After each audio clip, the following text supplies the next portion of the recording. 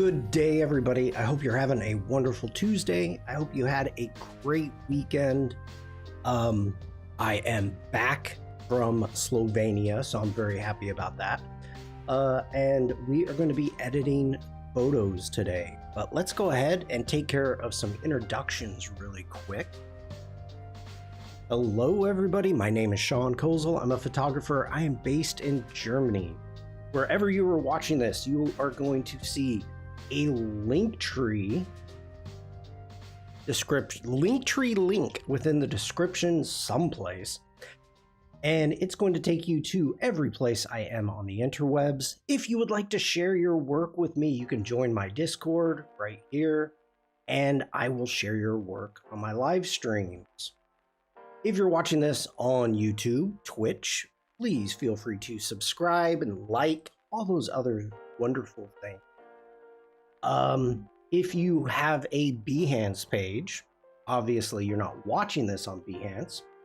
I don't even know what's going on with Behance live streams when it comes to the Adobe Lives even.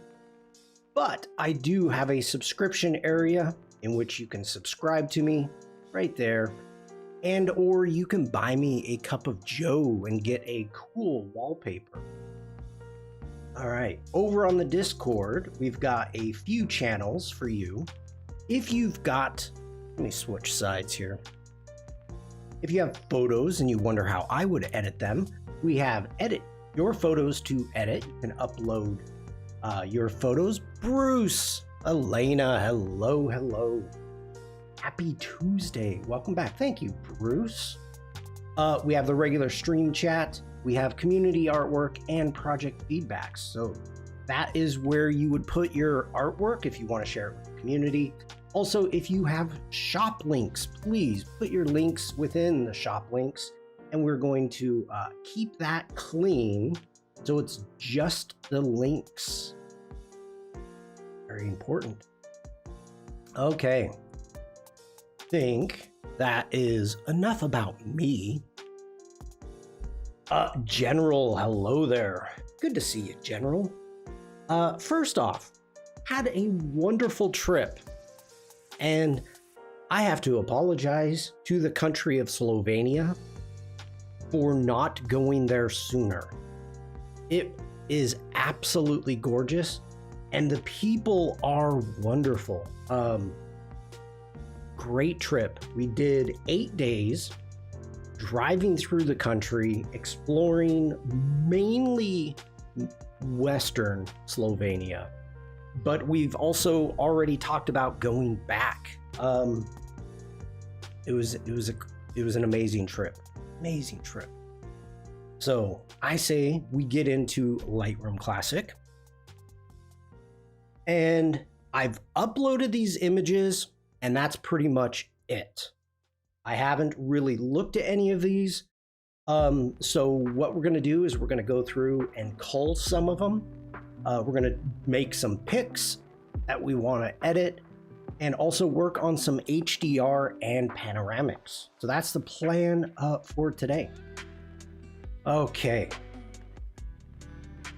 And we may remove some wires. We can always remove wires. Jump into Photoshop. That's always a good one. All right. Famous building from the local architect.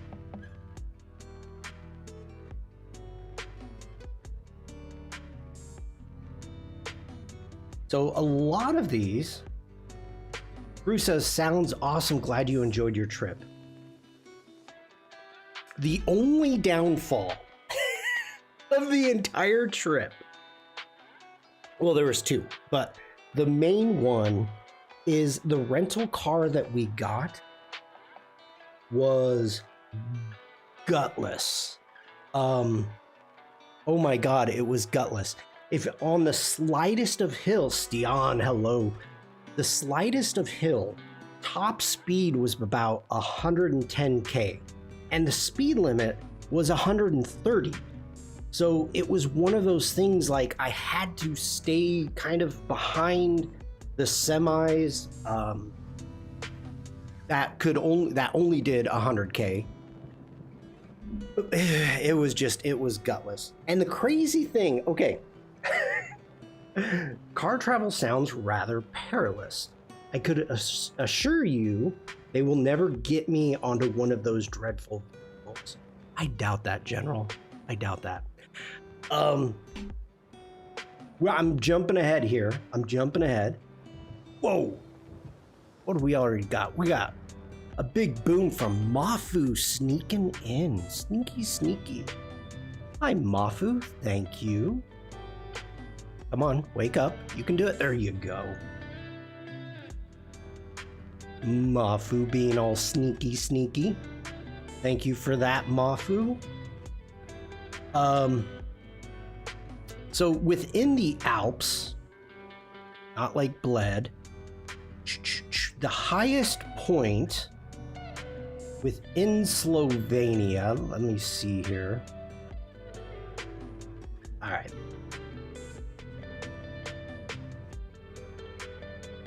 So we have the Alps, and there is a section going through the Julian Alps, which has 55 switchbacks.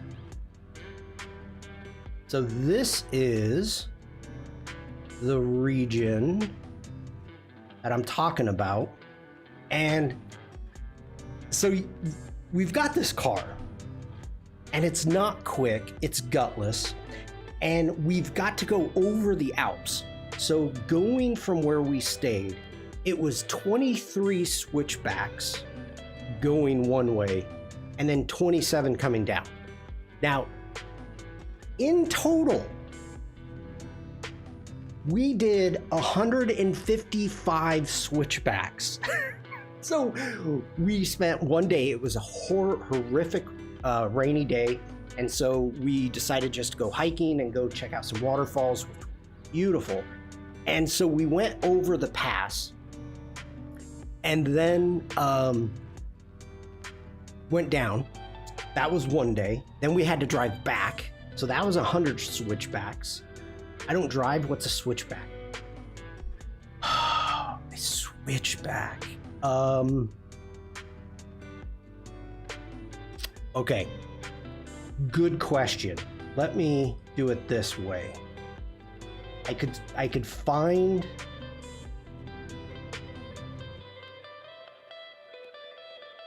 photos of that I've taken in different countries.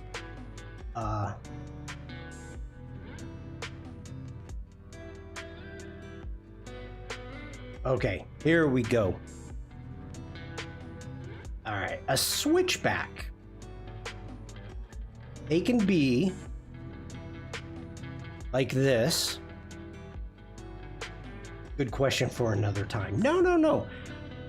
Going up a hill, instead of just driving straight up the hill, which obviously is extremely difficult, you can see that there are switchbacks.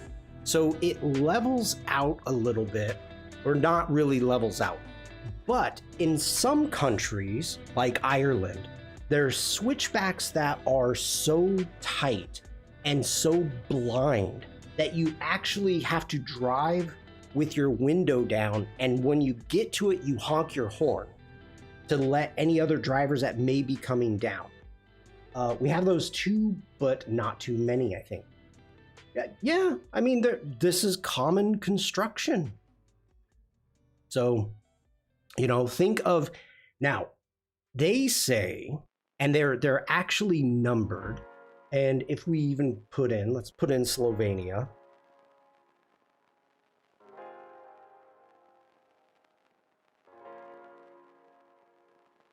Okay.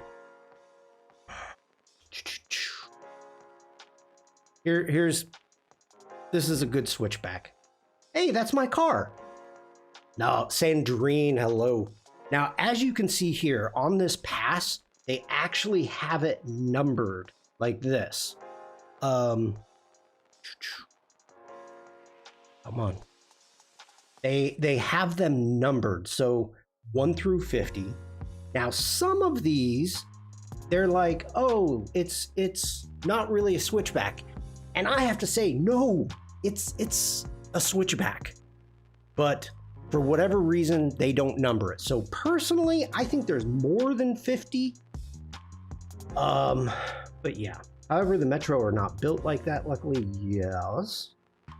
Perfect roads for a pro cyclist. Oh, Sandrine. I hope you had a great weekend, by the way.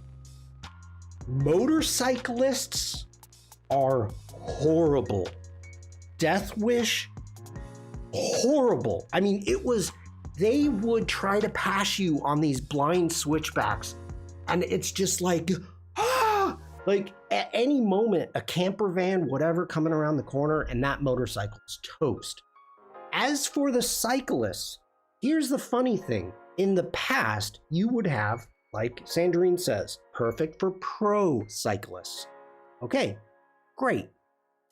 These guys are going 2 miles an hour. You come around a blind corner and boom, there's cyclists blocking. I mean, so you have to slow way down, and they're killing themselves trying to get up this. And so you have to be aware of around any blind corner, not coming head to head with just a car, but you're going to be running over a cyclist. Now, there are people that we saw on this road, on this mountain pass, the Alps mountain pass. I should not be on these roads. Electric bikes give people self-confidence that they shouldn't have. And second,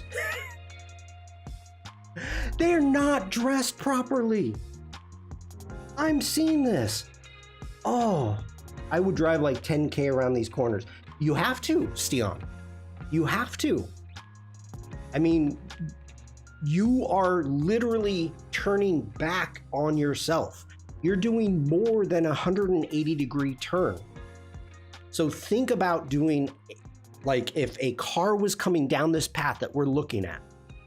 No, the speed limit 130, that was on the highway, Autobahn, freeway, whatever you would like to call it. 130 was there. On this, was it 60? Which was still fast. Still fast. Because, I mean, you're constantly shifting, you're downshifting, upshifting. You're working the motor. Autobahn is safe for those speeds. Yeah. Yeah. Bicyclists and motorcycles scared the crud out of me on these passes. Up here would be a one-way trip. In Ireland, they have these switchbacks, and the road is so narrow that you would think it would be a one-way road. I had to, big head mode here.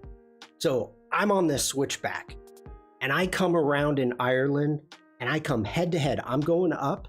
This van is coming down. We go head to head, and there's no place for either one of us to pull out. So I see this big boulder, and the car I was driving was a Peugeot, a rental car, of course. And I went up, I touched this big boulder, gave it a little bit of gas, and went up on, I was on 3 wheels, possibly 2, but up on this boulder, this large rock. And so he could swing by, and he went by and he was like, nice move. I'm like, yeah, I got a local to give me props. Cyclists do not concern me, Admiral. I want that road trip, not excuses. Yeah. And Stian, Ireland is amazing. It's great. What is happening here? Come on. I don't think I closed it. Okay, there we go.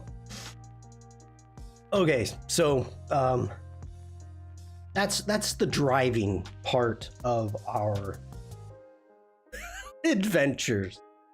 The other adventure was Mrs. Shawn trying to kill me. We did hikes that I was not prepared for. Not I had the right gear. I had everything. In Slovenia, when you are looking at hiking trails, you have certain categories. You have easy, medium, hard. And I've come to the conclusion that it is based upon how much gear you need. It is not based on how steep the mountain is or how long the mountain is that you're going to go up. If you just need good hiking boots, it's easy. If you need a helmet, okay, it's medium. If you need full climbing gear, then it's hard. We did some hikes that I thought I was going to die.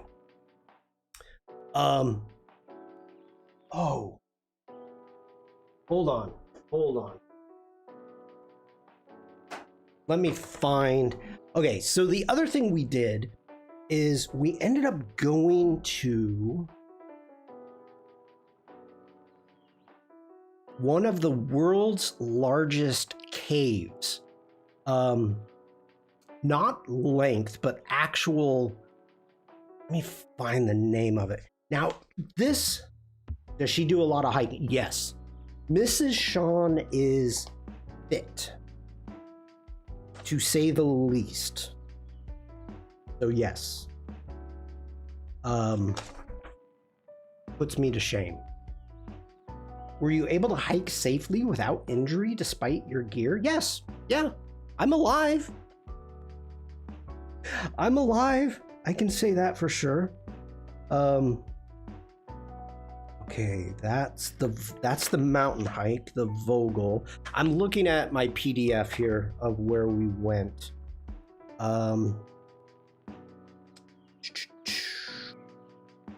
That is not the cave system we went to. Okay, that's not it. Okay, I'm gonna have to find this.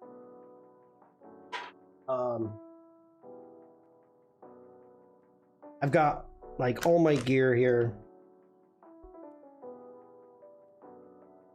Maybe this is it. Let me if I can find photos, because I do not have photos myself because I was not allowed to take any images inside this cave.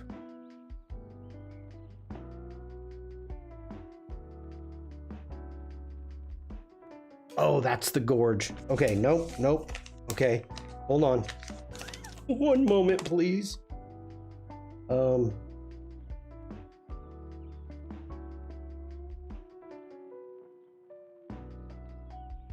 don't think that was it.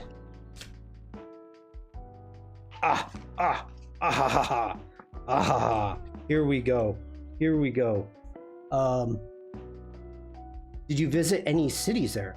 I just went to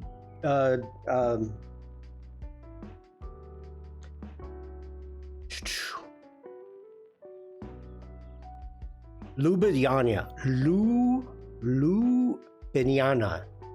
the capital city. And then we ended up going to Piran, which was great. But let me bring this up really quick. Oh, that was easy. Okay. This is freaking amazing. Okay. Yes. That is correct, Sandrine. This cave system, I don't know who was able to take these photos. Was absolutely stunning. And it was vicious hike. height. But can you see? Oh, you can. Look at this. So you go across this bridge, you're like 120 meters, 300 plus feet above the water on this bridge.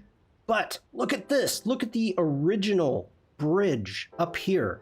You can see, hey, Rick, you can see, barely see that as the original explorers, before this was turned into a UNESCO heritage site, they had cables that they attached to the wall, and they've got a little bit of a lip that they were able to chisel out. Absolutely stunning and amazing. This is the Quiet Caves. So there's two Jubiana. Okay, thank you, Stian. I always pronounce the J like an I, not sure if it's the true pronunciation. The J, it's a long J. So there's two cave systems, and I'm sorry I got to show you this from the internet. It's just they were so strict about cameras. So you come in, you go into the Quiet Cave, and it's just beautiful stalagmites and just absolutely amazing and huge. Then you leave that and you come into this area, which is the Echoing. And as you can see here, this is right when you enter the Echoing cave system. And so you're hiking through here, you hike all the way around, you go across the bridge, you go over here, and it takes you over this area, takes you down to the water's edge. Then you have to hike up like 800 stairs to get out. And it's tough. It is tough.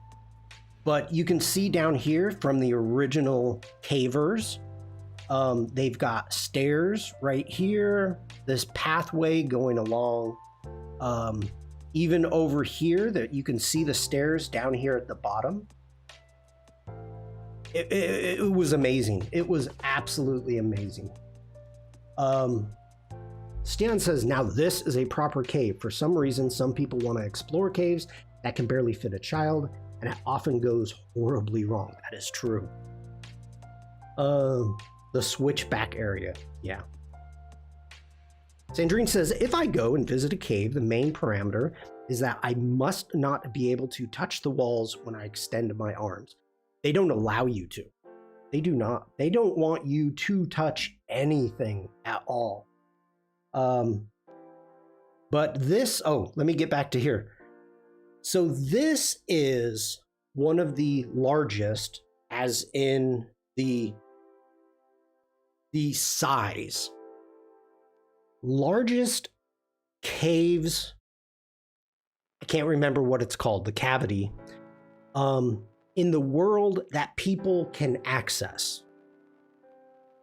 So obviously it's not the largest, but it's one of the largest, and it's absolutely wow.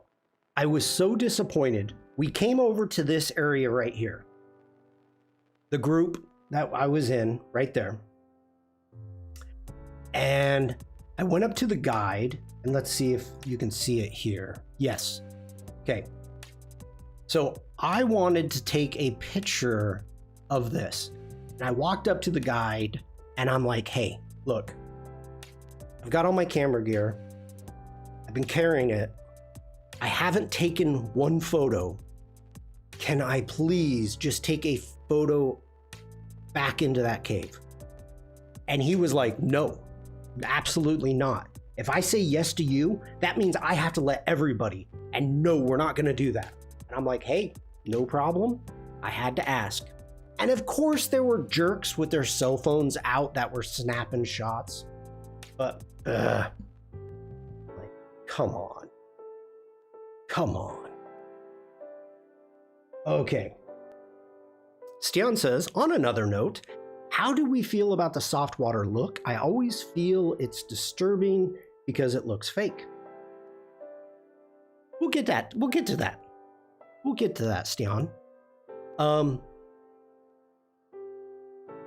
I enjoy the soft water look in certain circumstances. So, okay, I wanted to share that with you. I don't have photos of it myself. Oh, there's a panorama.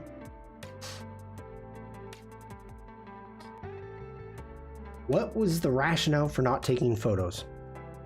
To be honest, Sandrine, if you, okay,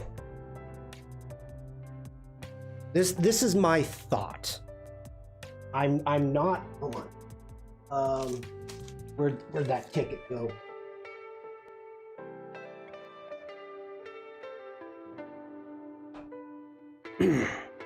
Just so you know, initially,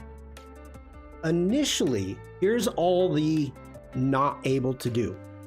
So initially it was no flash photography, no dogs, no garbage, no walking off the path, no touching of any of the walls, and that was explained. Do not go if you have a heart condition. No smoking, no touching the insects. You need good shoes, be prepared for bats. It's 12 degrees Celsius. There's many stairs. You are gonna have to walk 3 kilometers and 144 meters up of stairs. You have to go over a bridge that's 45 meters. And you have to go through some areas that are 1 meters. So initially it was no flash photography. With that many people in a group and they are going boom, boom, boom, boom, it took from me to leave the tour, the place where you pay, to do the round trip and get back, it took 2 hours. And they have tours going every hour. Our group was so big, it was broken up into 4 groups. So the first group waited, second group, blah, blah, blah, went on. So I had to wait maybe a half hour to get in. So I think the main thing for the photography is people would slow down. And I would slow down. I would totally have slowed down the entire group. And the guy, for other people, the guide was getting very frustrated because they were slow. And so I think it's just simply because of the speed. Okay, Sandrine says, so they could sell photos themselves or postcards. I don't know if there's a property release needed for this because it's a UNESCO heritage site now. I don't know. So that never came up because it's dangerous, slow, I think, and no plane stairway to heaven. Nope, General. Nope. No peeing from the bridge into the water. No. 50% would get absolute. No singing just to get the reverb. Oh my God, I got so pissed. So freaking angry. Oh, I hate people. I hate people. We enter the cave, and there's a man-made section in which you go through this huge door, and you're going in this small tunnel. It's pretty long, concrete, and the guy behind me whistles horribly loud.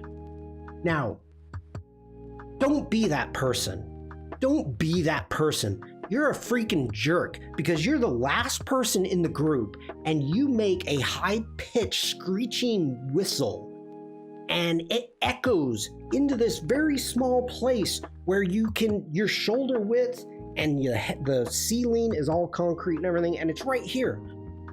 Everybody in front of you, that reverbs into all of their ears. To the person that does it, it does not. Oh my God. I turned around and called him an effing blah, blah, blah. He was German. Mrs. Shawn was like, hey, watch your language. And I'm like, no. Oh, I was not happy.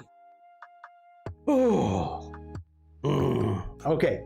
I saw a movie about a bus that had to speed around a city, keeping its speed over 50, and if its speed dropped, it would explode.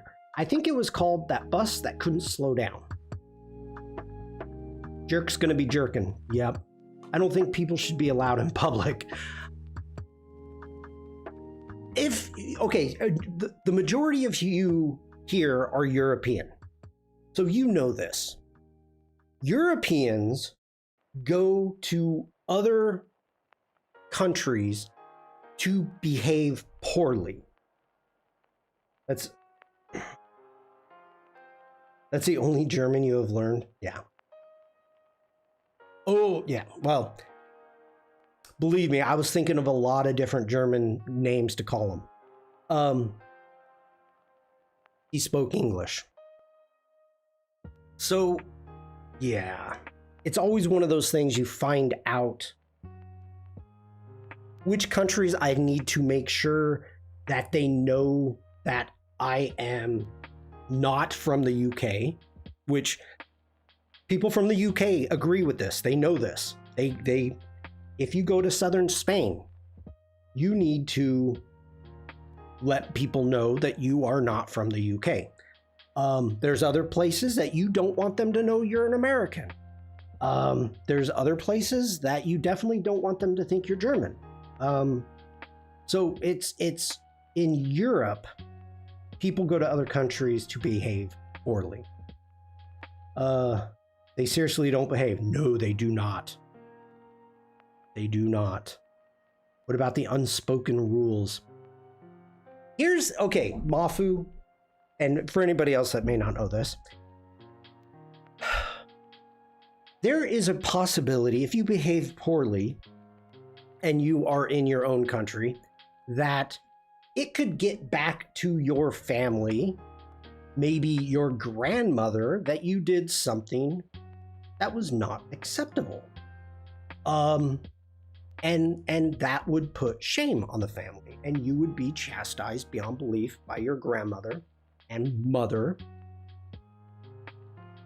And so people know that it's not going to be getting back to their family. And I've seen this firsthand.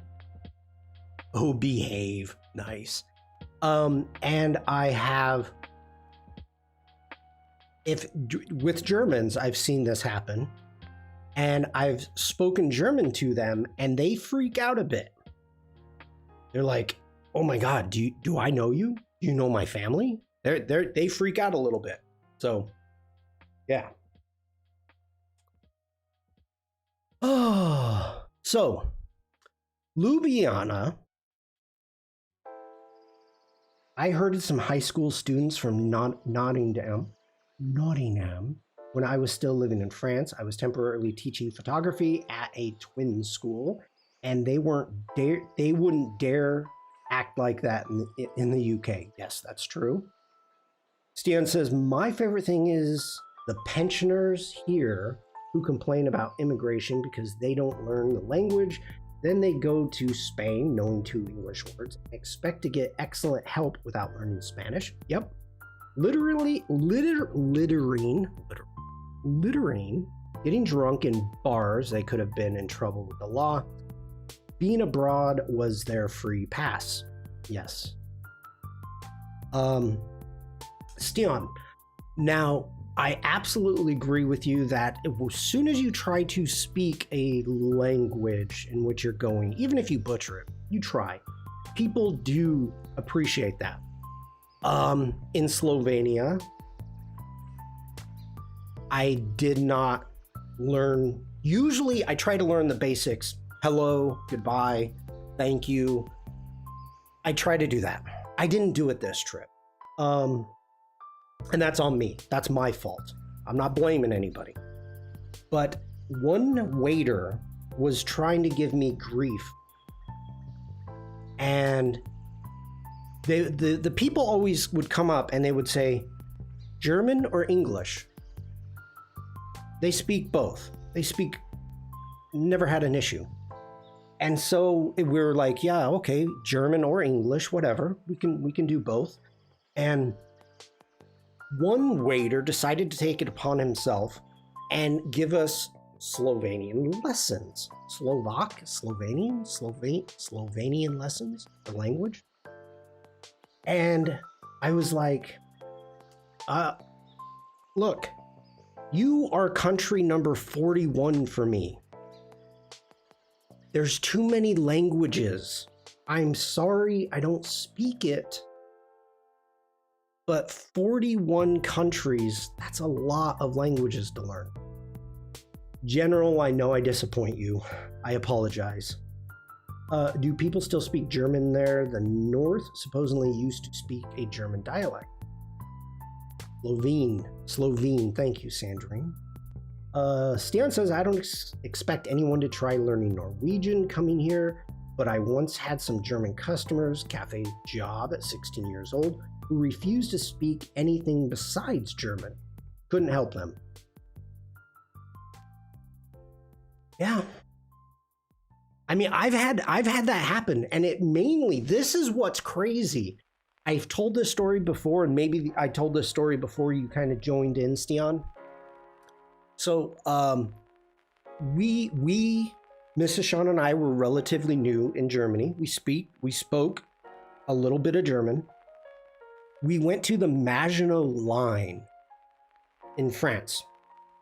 So, literally right across the border from Germany. And before World War I, this region was German. This was German. So we go into an Italian cafe for lunch. We're in France. And we try to get a table. They refused to speak anything but French. They refused to acknowledge any German. They refused, like, it was at the point of pointing at my butt and saying, I want to sit in that chair. Oh, it was crazy. Congratulations, chat. You've given 100 messages. Sandrine says, I only speak IKEA Swedish, so I will hope that if I ever go to Norway, I will try my best to make it look like it's normal. Oh, Elena, we got a big boom. Bam. Thank you, Elena. Sandrine, does IKEA Swedish come with an Allen wrench? Just curious. Okay.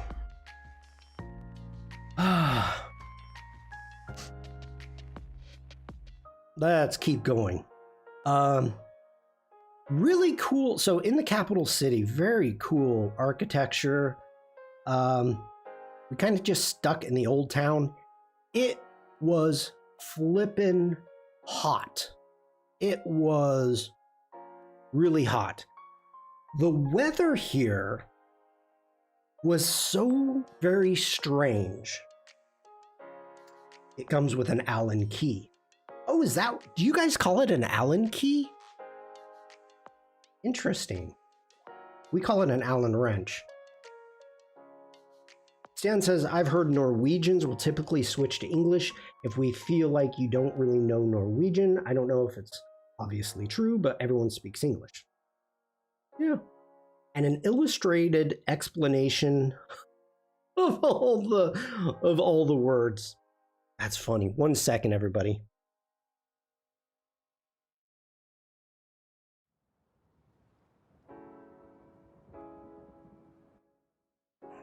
Okay, had to turn the fan on. Oh, Bruce jumping in quick with the dance party. Look at you, Bruce. You were like cocked and ready.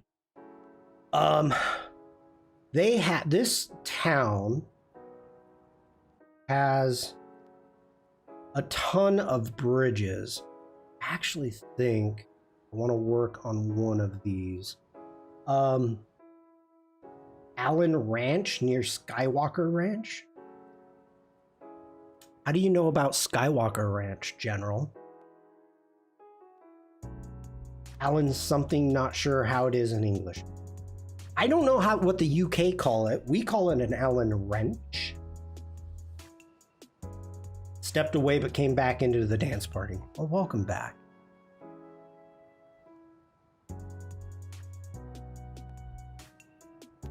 Oh, as I was saying, really strange.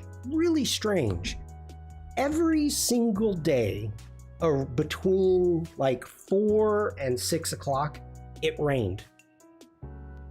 Like, it was so freaking hot. Why, you're welcome.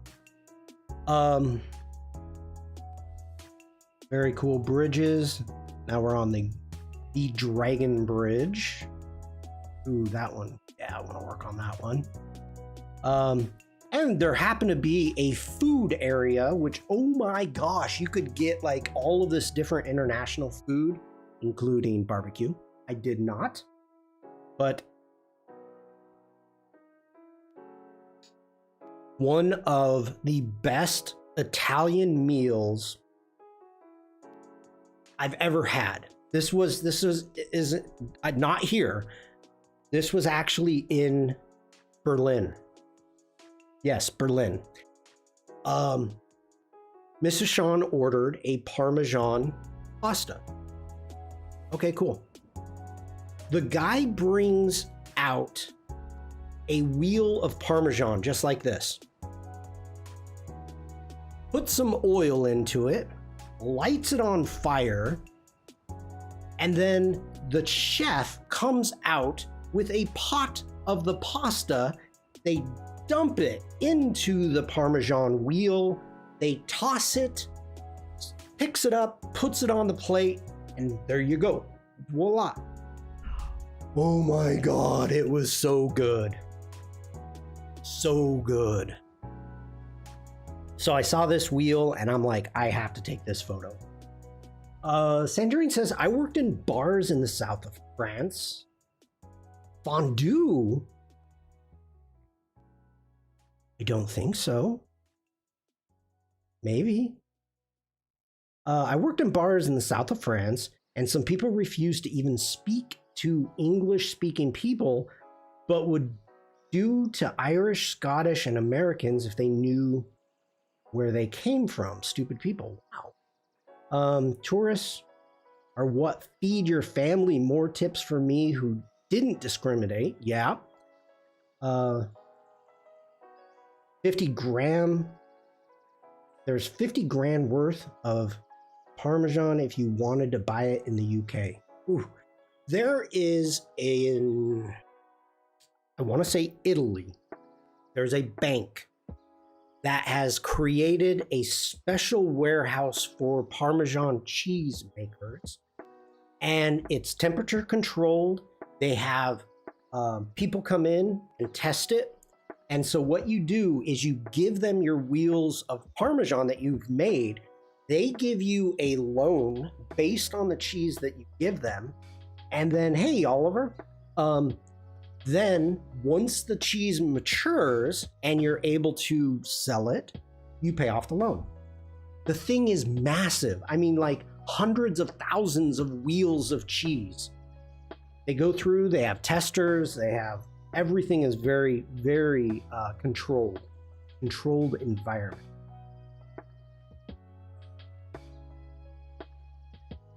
Okay.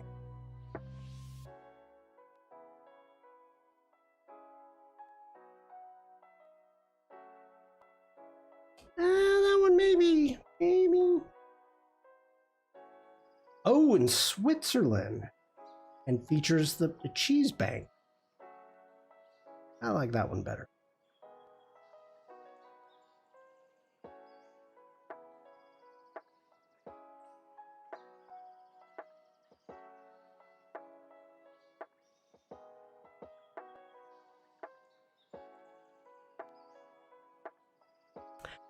I don't know what the story is with the pixel art on sides of buildings, but they had quite a bit. I thought it was very interesting. So you think those wheels go for like 50K? I have no idea what a price goes for, what a wheel of Parmesan goes for. Google it and let me know. Okay. Never have I ever seen this sport. This was crazy. As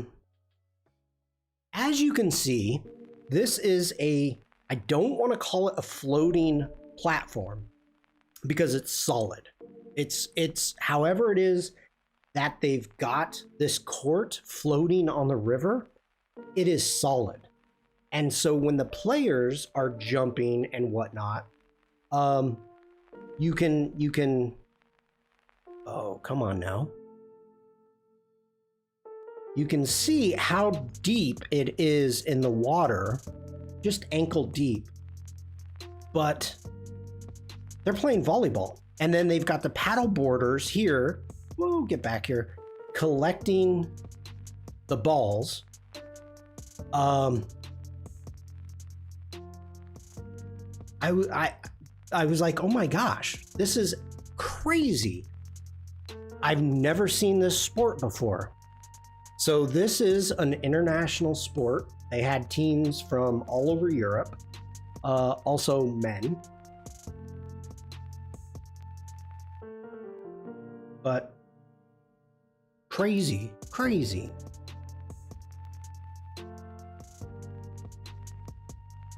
They had a big event going. I'm doing some high speed here. Let's see.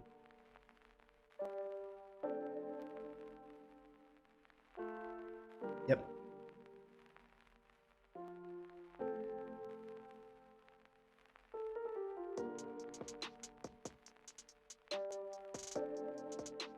This just seems like such a crazy sport.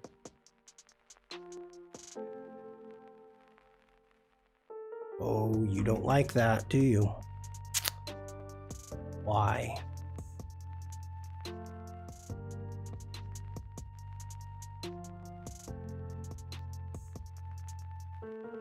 All right, one moment.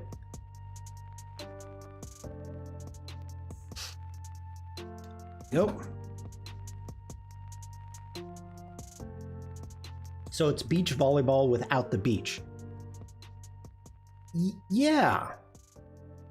And as you can see, it is pouring down rain. I'm assuming that this is kind of dangerous if there's any type of lightning. It depends upon how many pounds, but you can get an 80-pound wheel on Amazon for $1,400. Dang. We've got, let's see.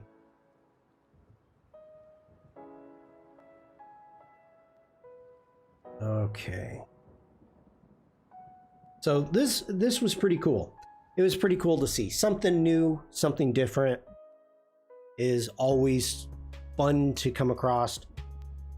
Then we headed to Lake Bled. A have to stop. But oh my gosh, it was packed. Now, the one thing about Slovenia that I find interesting is all the young people. Everybody, I swear, like everybody between 16 to their mid-20s come here for summer, for something. It was packed. Age and quality also determines the price as well. Yep. I find a website that sells wheels and they don't list the price, so it's expensive. That's probably true. This water was absolutely gorgeous. Got a little fish right there hanging out. Hey guy. Hey guy.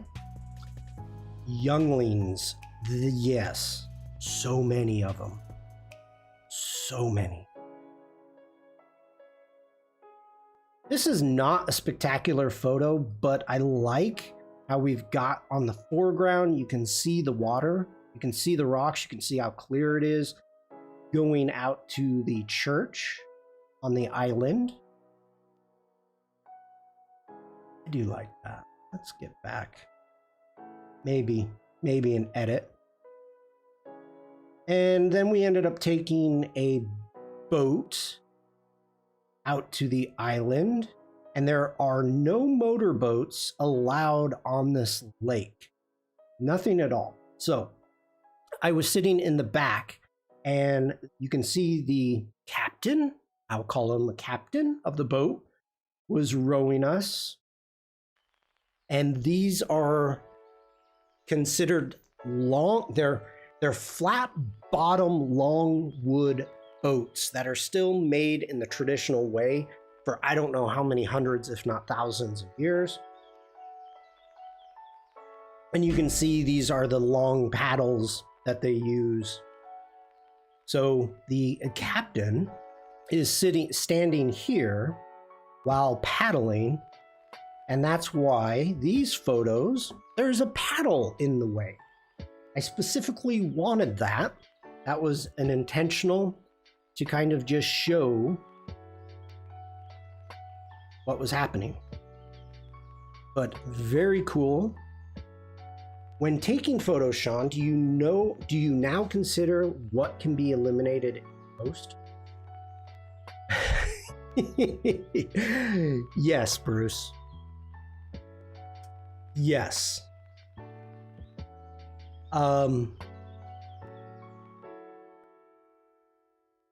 In the past, I would try to make sure that I have no wires, no people, anything like that in my shots.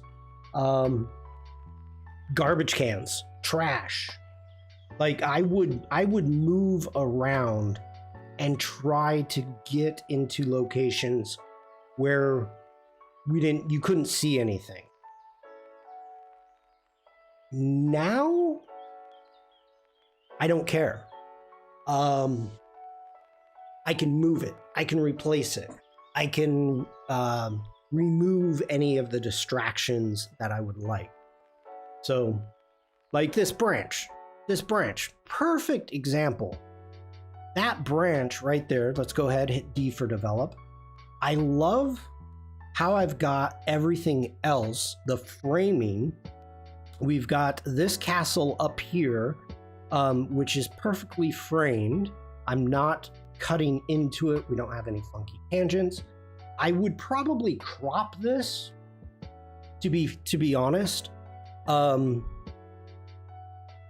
But as an example, let's just jump in. We're going to turn off generative AI. We're going to grab the remove tool and let's see how it does. We're going to do this all in one swoop here. And if it doesn't do a good job, I will turn on use Gen AI. But as of right now, let's just use the remove tool and say, get rid of that branch. And let's get out. Did a pretty freaking good job. Looks like we got a speck up there, a little bit up here. We can jump back into the remove tool. That right there. Do this right here. Ooh, that one keeps coming back. So let's go ahead. Let's select that one. Let's hit D to delete it. Let's grab a clone. We are going to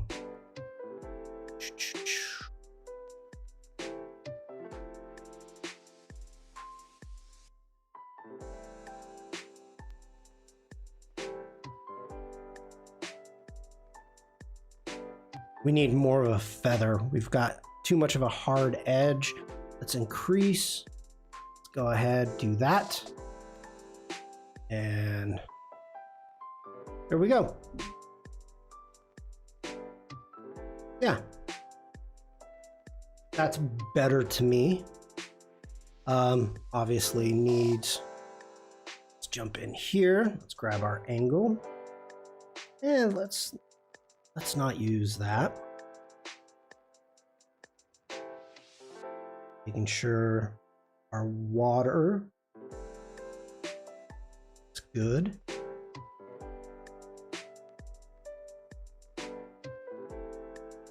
Let's close that down. Not bad. Not bad with the auto, actually. Kind of surprised me. Bring down our highlights a little bit. We need a touch of dehaze. Don't go too much, just a touch. A little bit of texture, tiny bit of clarity. I want to remove any saturation. We are clipping a little bit. Just pull that back. Now, at this time, if you want to get rid of these these branches without leaves on them, do the exact same thing as you did before. That's the before, after.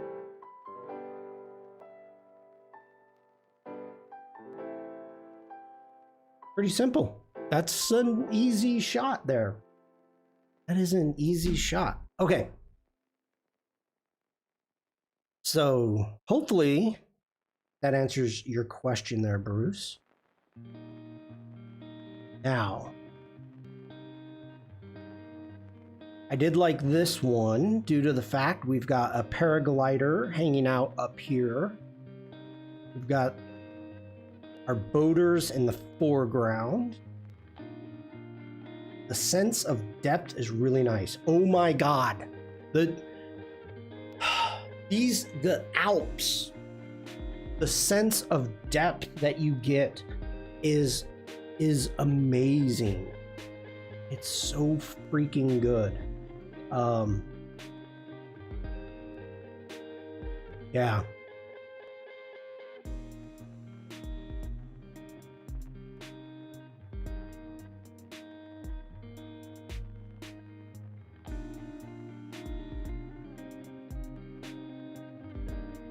Thank you, Elena.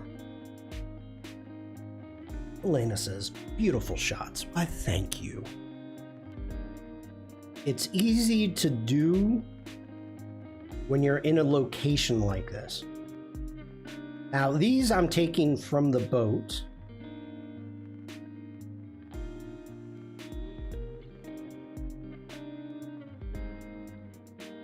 That one's pretty good. Totally unedited. I like that one better.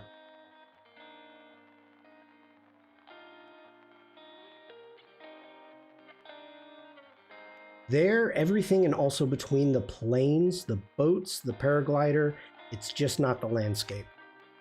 True. I agree with that.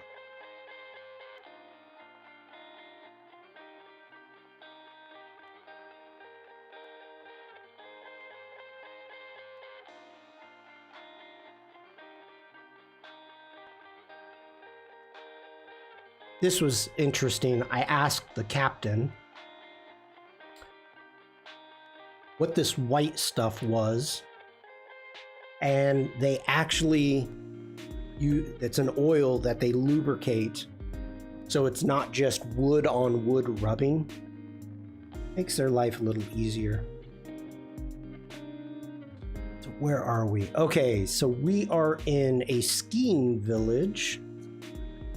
It's Kranjska Gora is the name of the village. And this is where we spent 4 days as our home base. We got an apartment here.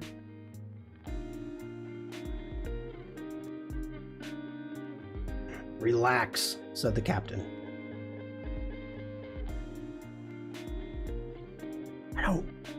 We're gonna see what we can get out of this.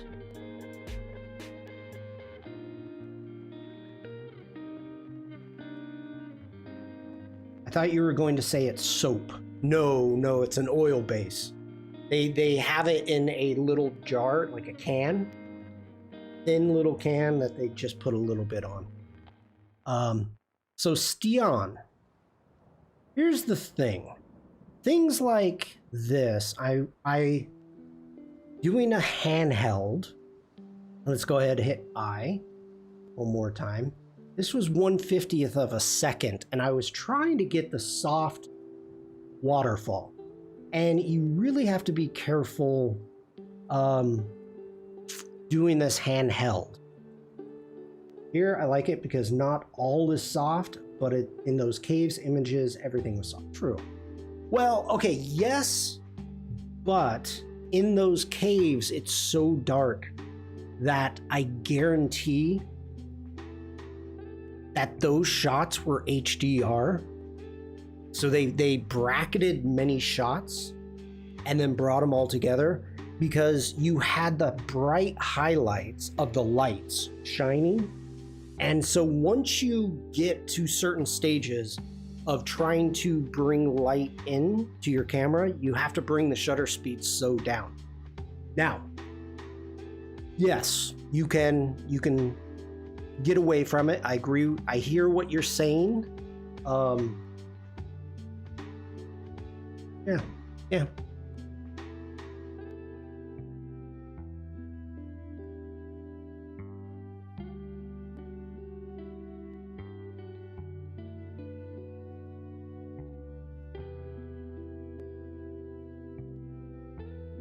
Unlike sand, which I don't like, and is coarse and rough and irritating, and it gets everywhere.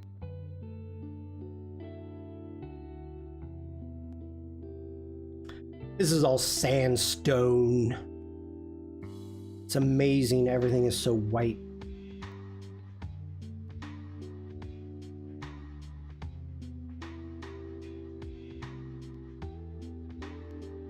I like that one a lot. I like the foreground. It's a good one.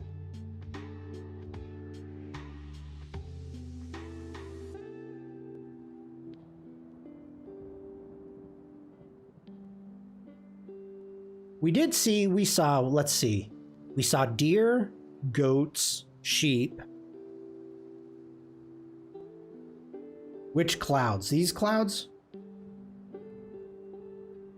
I was actually thinking, and I did photograph, the cloud systems were amazing, and they would build up during the day, during the heat, and then at night it would rain.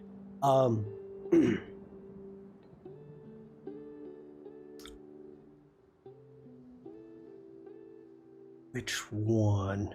Sandrine. We would see that quite a bit, where you'd get a patch of light coming through the clouds. So I did shoot a lot of clouds with the intent for cloud or sky replacement. I've lost all of my images.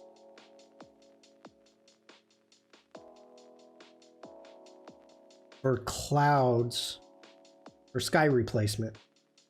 Again, Bruce, this is another prime example in which in the past I would be like, I'm waiting for these people to move. I'm waiting for these people to move. Jackie, good morning. Gonna be another hot day. Well, stay cool. Good to see you, Jackie. Any more? I'm like, I don't care. I don't care. I can remove the people easy.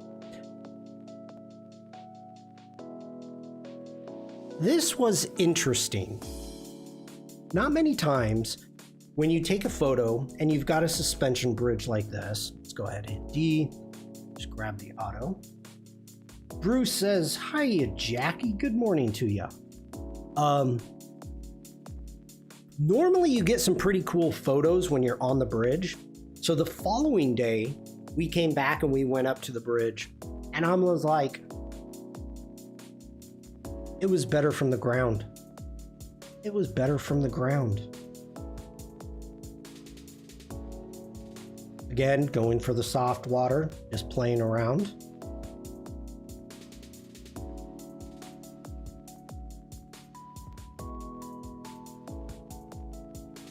Oh, oof, oof. This is what I was talking about, Sandrine. I love this. When we're out and if you're paying attention, because everything is changing so quickly with the weather and the lighting, that once you get that spotlight coming through, we're gonna edit this one. I wanna edit this one right away. Okay, we're not gonna worry about that. Let's get into our basic. Let's bring down our highlights a little bit. Let's open up our shadows. Now, the big thing here that I'm trying to do is not make this HDR. Like, I don't want that. I want to be able to tell what we've got going on. But the main subject here is this light. This light coming through, just lighting up this side of the mountain. So to keep that, we're gonna just keep on playing with the shadow a little bit. We can just increase our whites a bit.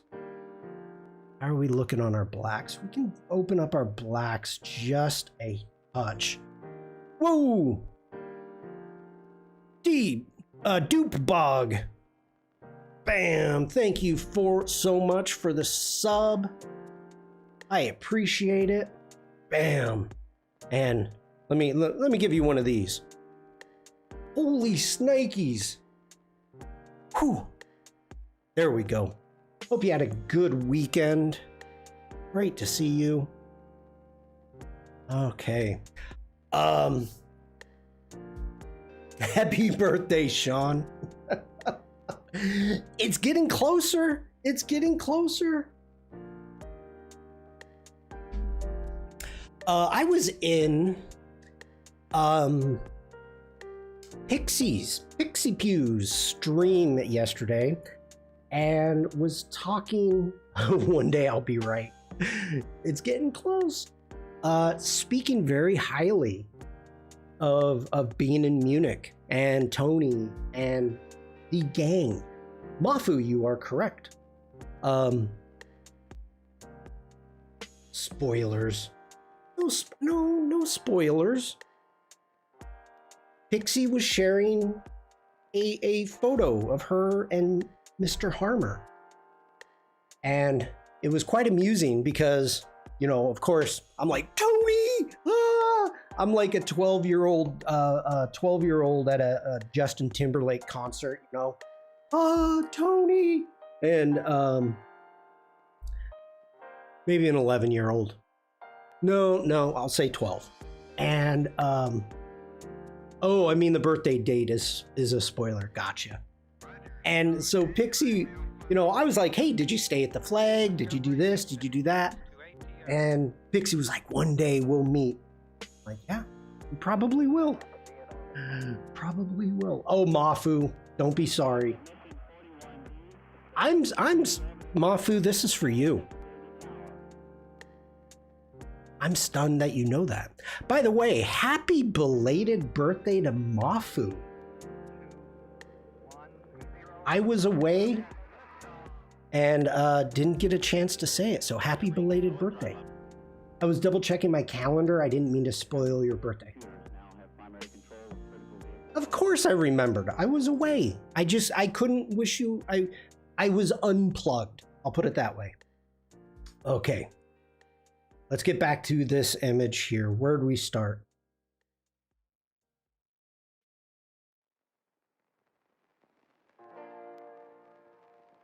We are...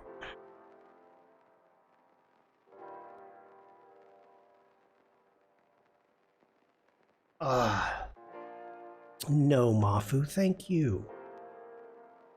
Let's bring those shadows back down. I'm looking at the before and after. I'm getting like we're losing parts of it.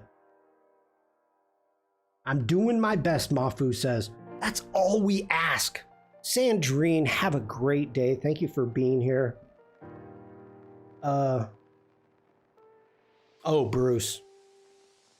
For shame. Okay. Let's add a little bit of texture. Let's add a tiny bit of, oh yeah, that dehaze. A bit of clarity.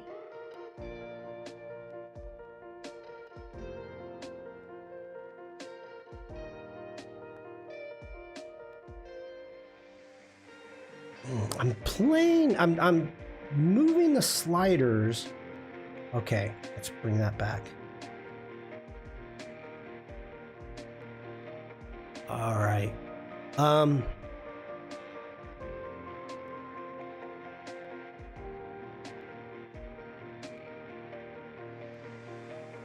Thinking how I want to do this.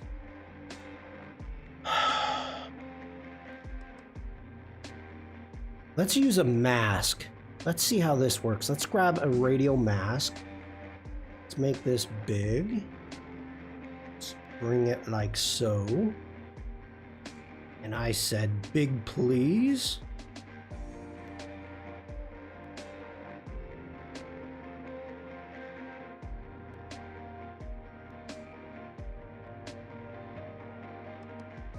Let's bring that exposure up just a tiny bit. Let's go ahead. We are going to duplicate and invert that mask. Let's go ahead and make this bigger.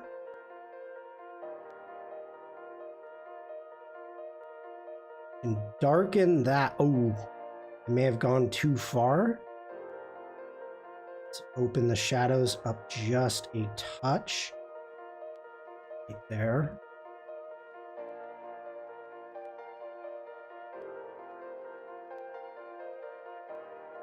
Oh, I am loving this.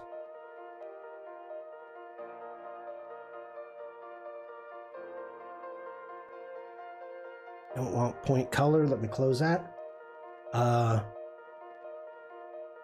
Add a tiny bit more of dehaze. Oh, I'm in the wrong one. Wrong mask. Wrong mask. Get down to mask 1, Shawn. That's why you should name it. Let's call this our highlight. Okay, there we go. Now I'm in the right one. Let's... No, I don't want to dehaze too much. And a little bit more clarity.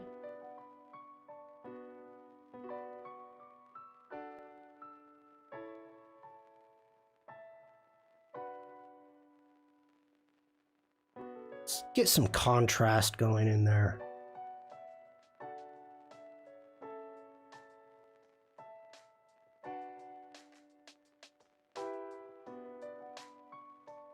I like that. We are going to create a new mask. Let's grab a brush. You know what? No, let's do this different.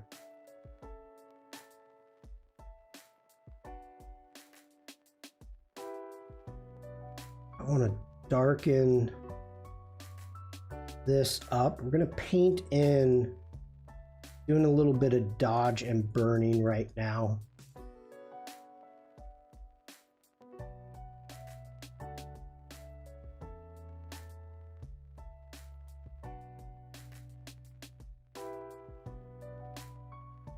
We'll probably turn a little bit of this down.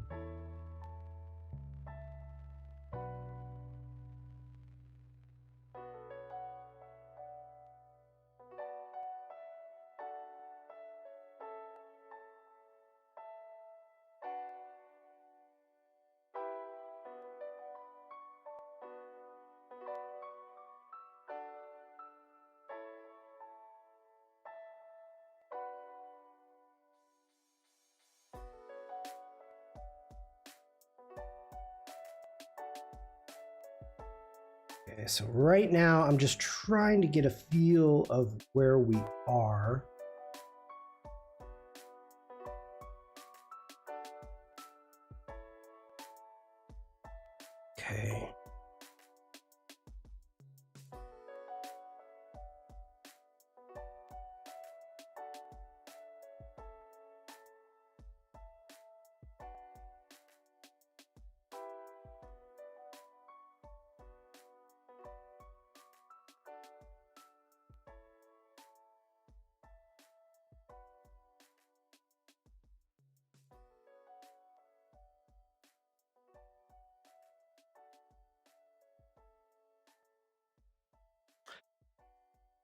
This makes me happy. This makes me happy. Wonder if we mess with the crop a little bit.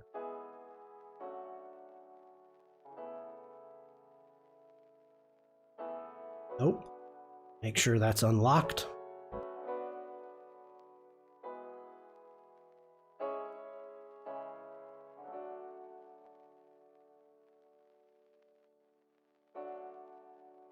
Let's hit O for our overlay.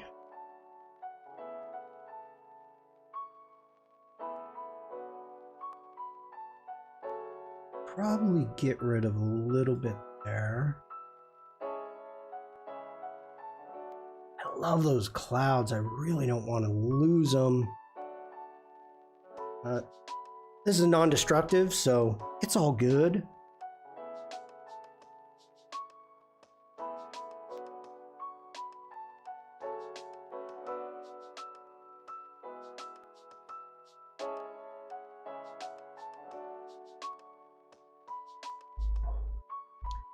I am liking it.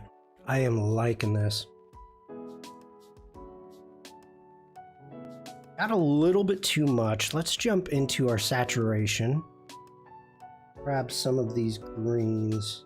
I'm going to pull the saturation down just a bit in the forest.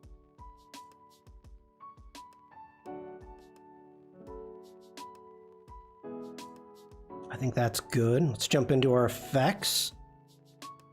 Do a slight vignette. Nothing big. Jump into our details. Let's get our sharpening. Holding down the Option key with the mask.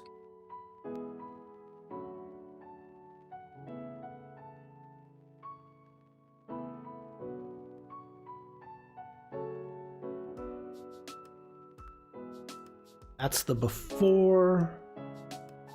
Let's see after. I think we can add a little bit more contrast into this mask here. May be able to bring it back.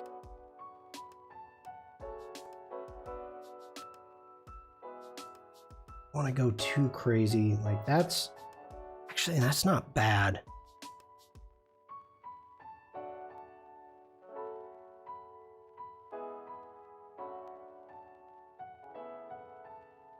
Stian says, love the changes, looking nice. Thank you, Bruce. Thank you, Stian.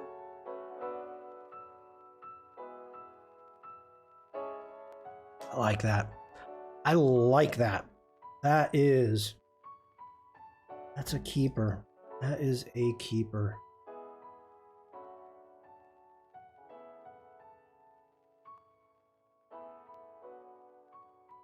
Not a clue as to what the name of this tractor is. I just like the logo. So, what did I do here?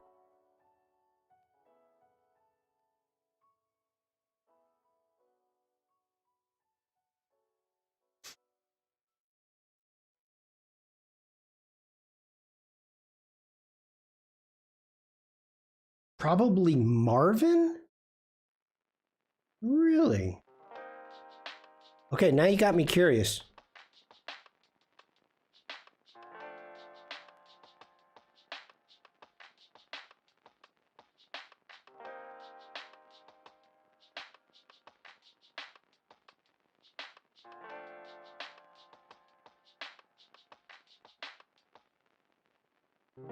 No.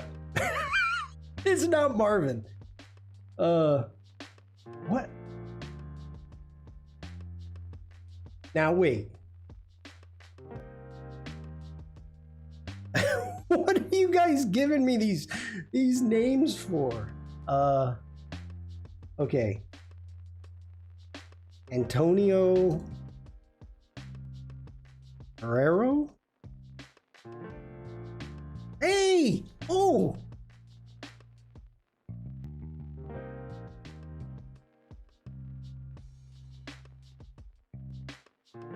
Okay, Stian for the win.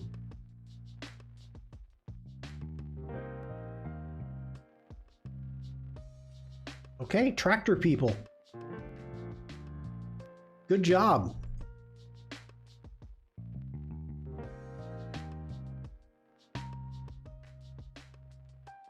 Okay. This is an old bridge. I Googled really fast. Hey, you didn't have to tell me. Either way, I'm impressed. An old railroad bridge turned into hiking and biking. This is interesting. I didn't realize this. So these are hay drying contraptions. These are for drying hay. So what they do is they cut the hay, and due to the unpredictable weather in which I learned much about within the area, they string the hay over and let it dry, and that way it's protected in case it rains, like it rained on us every single day. Let me see here. I do not have a photo of this. Then it's lightly smoked by the car exhaust. Okay, I don't have a photo of this, so hopefully this comes across. Their cow warning signs, their cow crossing signs, are extremely geometric. Like, it's got a square for udders. So I am going to go through, and it was interesting. Some of their signs were very geometric with basic shapes. And I'm like, I wonder why. Like, the newer signs are all kind of what we're used to seeing. But then they have old signs like that. And so that's something I'm going to do a little bit of research on. Beware of the cows. And when someone asks where the hay is, they can just say, hey there. Alessandra, hello? So I was trying, okay, there we go. That's what it looks like with hay. So you have hayless. And by the way, just so you know, these are actually concrete columns, and then they put the rounded boards in the center. But this is what it looks like when it's being dried. This is actually a UNESCO World Heritage item for Slovenia. My guess is the Soviet influence a lot of geometry. That's what I'm guessing, but Slovenia has a very interesting history. So I don't know if that's the truth. I'm gonna have to look into it. And I may make, I kind of want to make that cow. I really do. Maybe in Project Neo. I don't know. Maybe. Yeah. So France, the baguette has become a UNESCO World Heritage item for France, which is very fitting. The hay drying contraption is for Slovenia. Okay. So this is the beginning of Death March 1.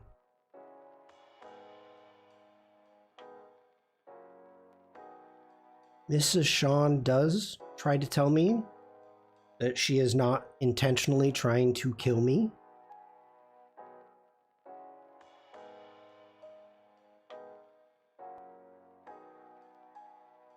Taking the cable car up to the ski resort, to the Vogel ski resort.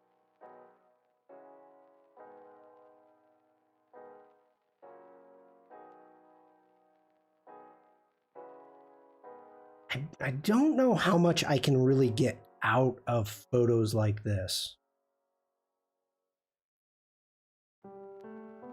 So much atmosphere.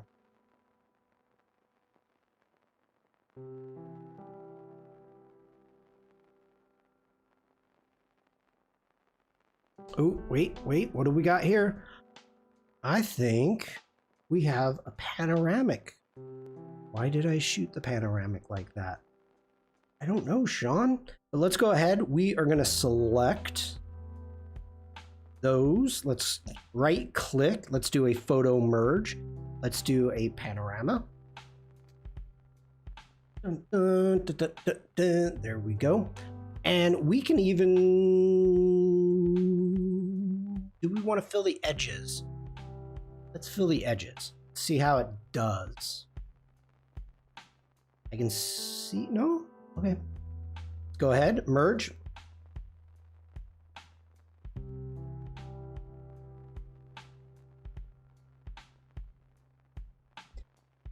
Yes, that is correct, Bruce. That is Alessandra Stian, not Penny. Penny might be streaming. I don't know. All right. Let's see how we did. Let's check the edges. Not good. That's not good. You are giving me a hard line right there. Different doodles. And that tree isn't correct. Okay. An easy crop. How'd you do on the sky? Looking good, looking good, looking good, looking good. Not seeing a hard line. This is a long photo. Let's check these edges. Did you take in the Wimbledon game? I rewatched on Prime. It wasn't available on regular TV. Stian, I'm not putting you in timeout. That's up to me to make that decision. So I rewatched the women's match. Ooh, that's horrible. The women's match, women's final. And then I watched the men's live. Ooh, that rocked. That's bad. Loved it. Loved it. Okay, let's D for develop. Let's get into our crop. Yep. Let's take that in. We can actually go even further. Let's take it to the tree. This one, I know. Take it to that tree.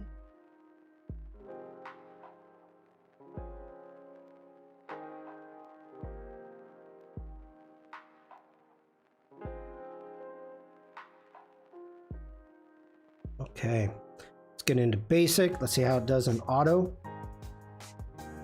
Oh, it already did the auto when it did the duh. Okay. Okay, let's see what we get here.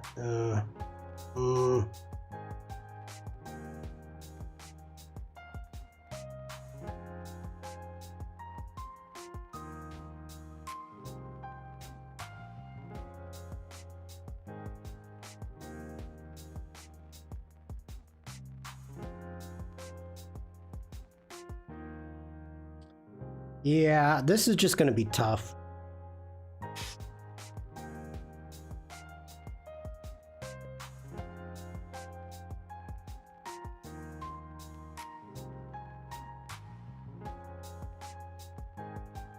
We're going to move on. Moving on.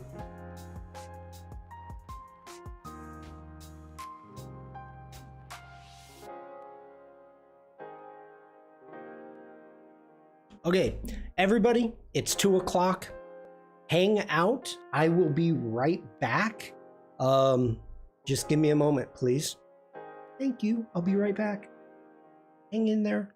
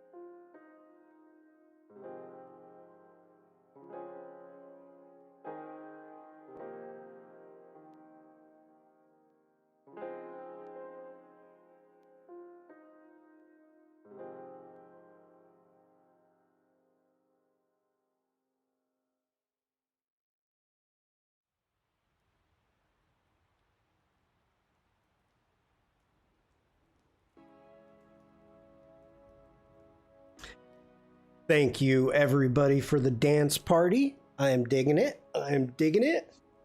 Oh, Bruce, you got some cool ones. Devlin, hello. Mafu says, Little Shawn is an emote now? Yippee! Little Shawn has been from the beginning. We've got Glenn and Godfeather. Okay.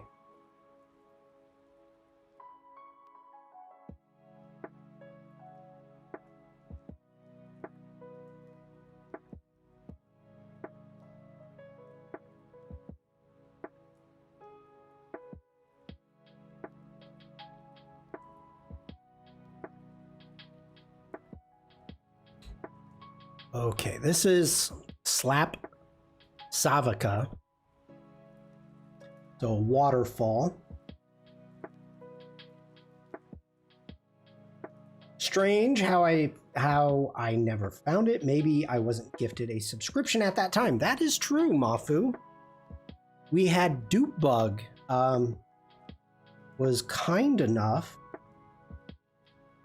for giving viewers subs. So big shout out to Dupebug.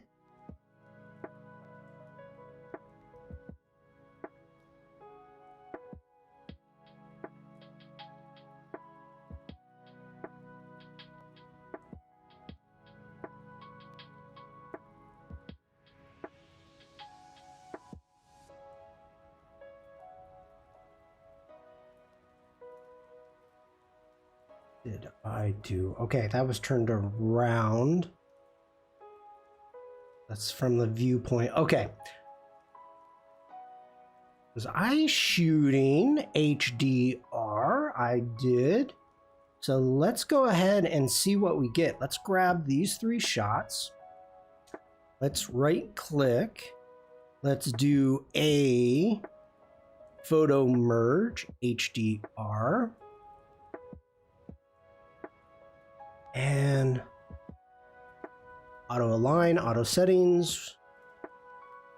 1 of 3 images were unable to be merged. Why? Why?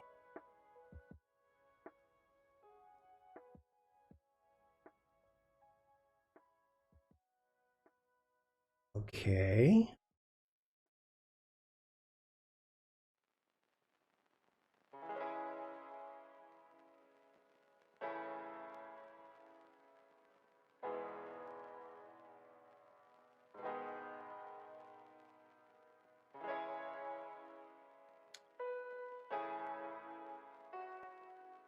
that was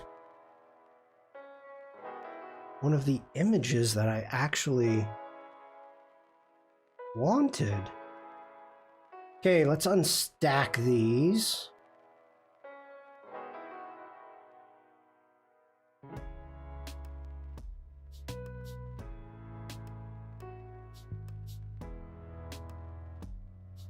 We're gonna try this again because I want this sky. Lots of birds, lots of birds. So we're gonna do something different here. We've got our HDR, right? Yep, HDR. Go into the develop. Yeah, I don't like it. I don't like it. So if we use this one, because that's the sky one, what we're going to do is we are going to create a virtual copy and do it one more time. Create a virtual copy. There we go. And we're going to leave that one there. This one, we're going to hit D for develop. We're going to bring the exposure up. One stop. It might go two. We'll do 2 stops, okay?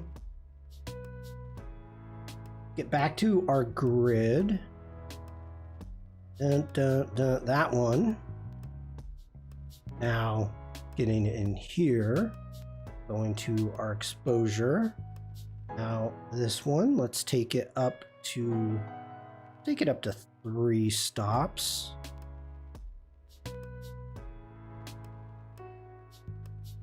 Open up the shadows a little bit.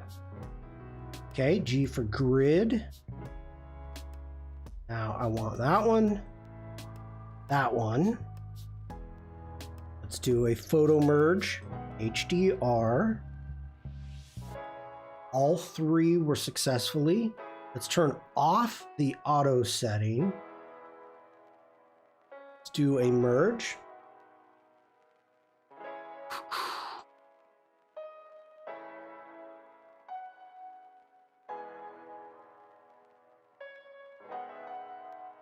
Alex, hello.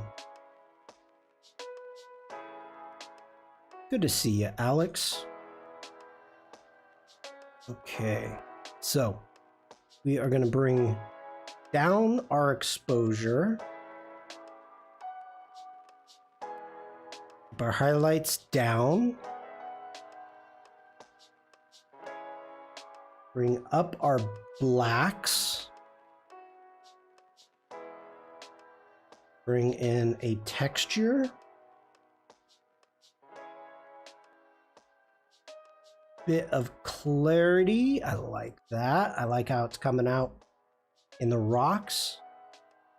Just do a touch of dehaze.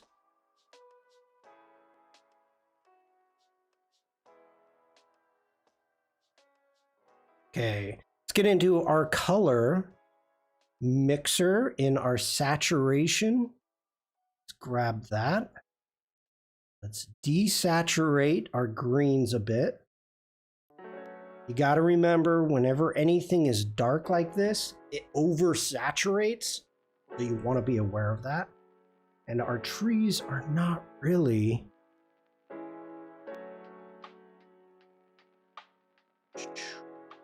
our subject here.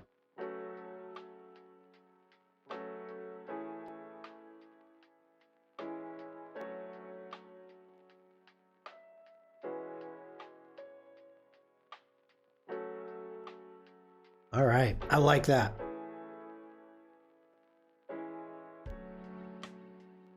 Now let's deal with this waterfall. Was I shooting this 1/60th of a second? Again, Steon, I was going for softness.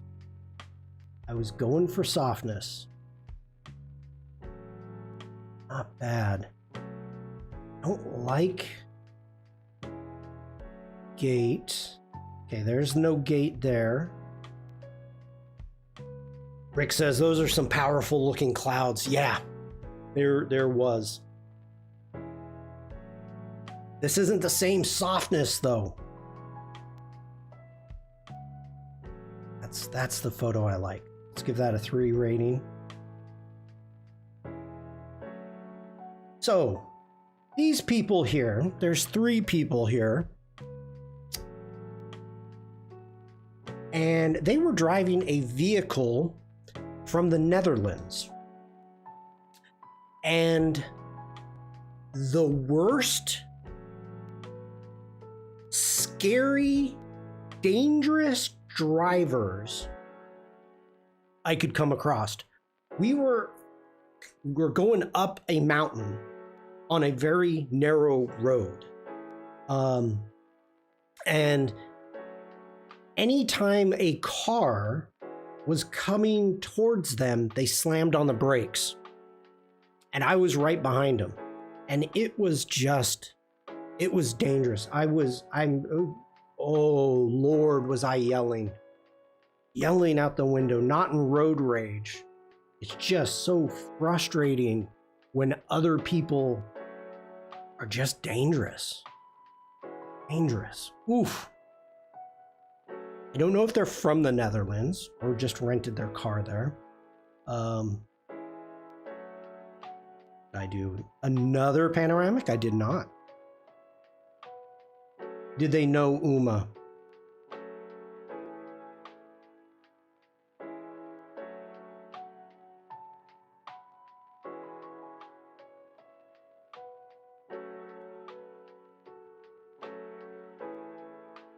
Shawn.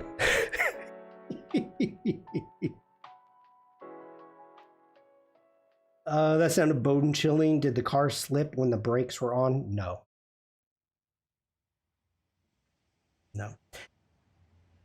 You shouldn't drive in certain situations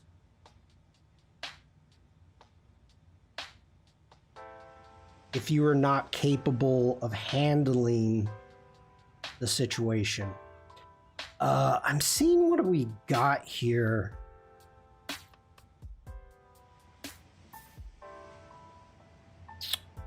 Don't know if I like these or not. Ooh.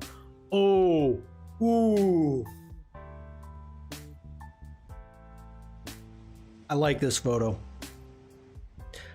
I love this photo. This needs so little work. Oh my God.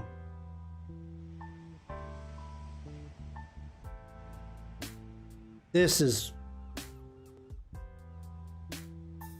Oh.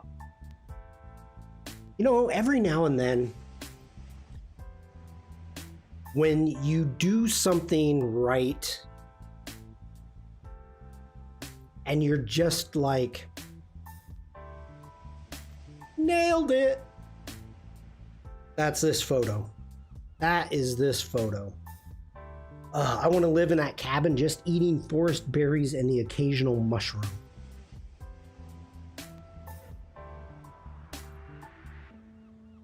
Shawn.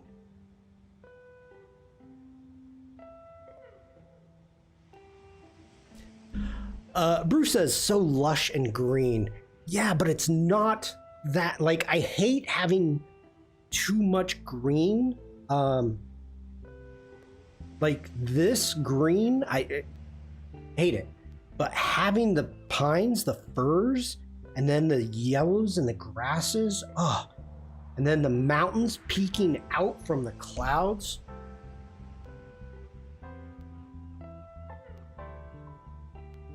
Loving it. It needs like a fox.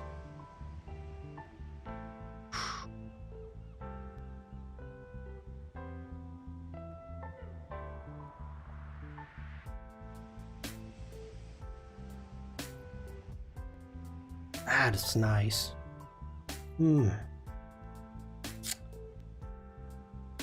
This cow was a ham. No, not a raccoon. This cow, she's like, yeah, look at my cowbell. Check out my cowbell. Striking a pose, giving a nice little stretch. Oh. It seems like there would be some lens distortion here. The trees tip in towards the middle.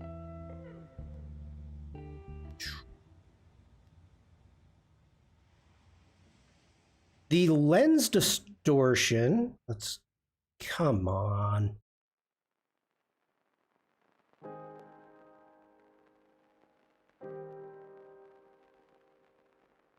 Okay. Now that would be operator error. And I can tell you that I was not shooting this directly level because there was a fence line right in front of me. So I was pointed up slightly. The distortion, lens distortion, so this is different. If we could jump into lens correction, let's turn off. There's your distortion there, and it gives you more of a curve. If I turn that on, that's flattening it back out. Now, if I get into our transform and we go, okay, we want to make, let's make that tree straight. Let's make this tree straight. And there we go. We've got those trees are straight now. So I could jump in here, grab the crop, and bring that in like so. Bring that one in like so. And we don't need, I want that peak, but we could bring that in like so. Okay, so we went from, get back here, that to that.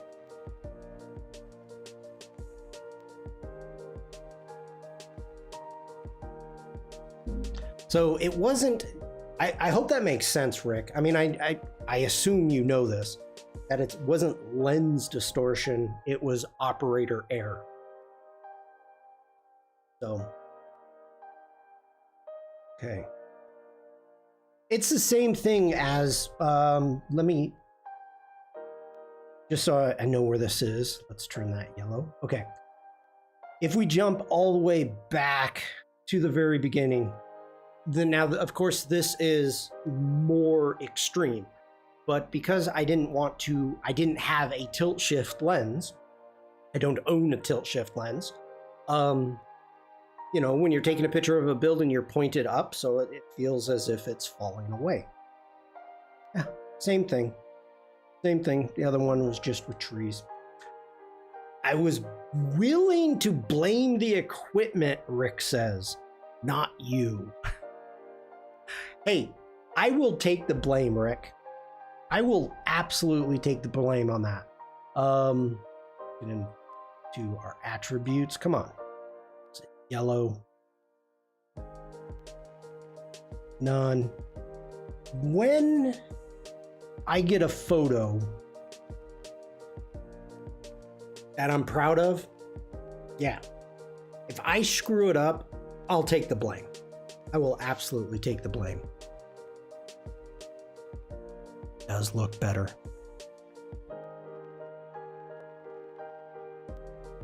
All right. Back to our cow. This is the cow swing, the tail right there that's bothering me. I like the stretch, but I think we're gonna have to go this one. She's like, I'm such a pretty cow. I'm such a pretty cow. You want my photo, don't you? Take it, take it. This is some harsh lighting. What time of the day was this? 12:30. Good job, Shawn. Good job.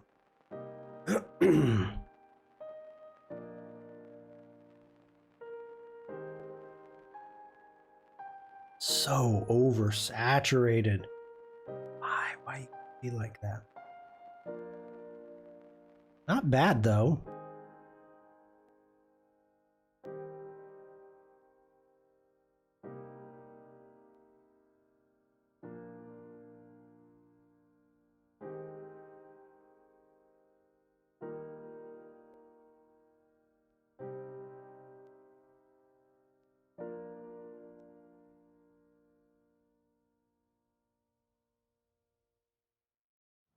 Hi, Devlin. Welcome in.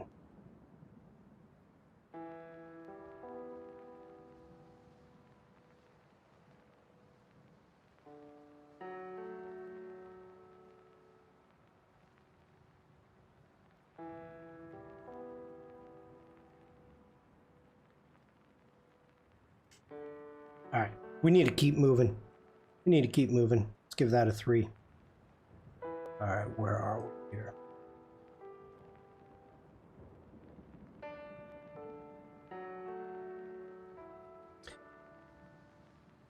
That is a hole. Okay, interesting. We saw this, and it's trying to figure out, there's tons of caves with the sandstone.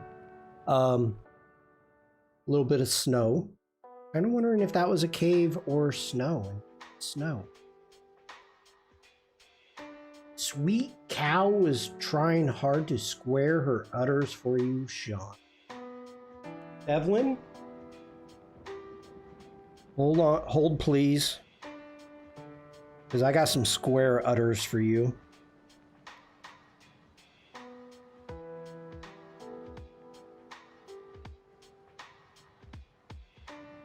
The cow crossing sign. Seriously, square udder.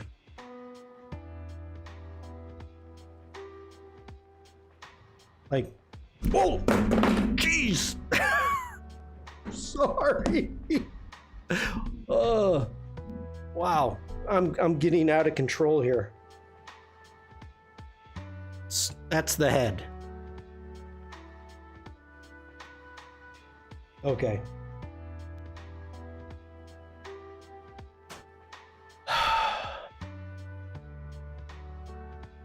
Oh no, don't break it.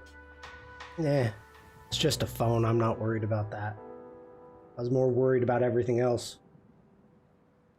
Careful you don't drop your phone. Why? It's just a phone. No big deal. I actually didn't even, I have to be honest, I didn't take that photo. My wife took it, Mrs. Shawn took it with her phone, and then she airdropped it to me. Because I was like, you gotta send it to me.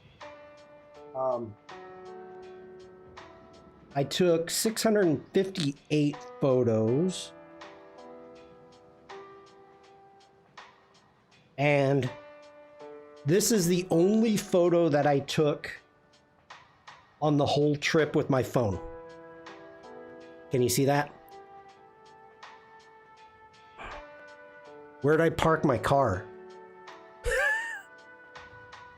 Where's my car?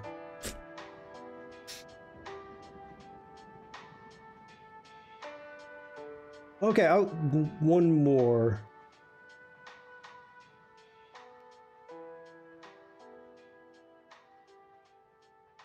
This, again, this is Shawn, not me. Piran.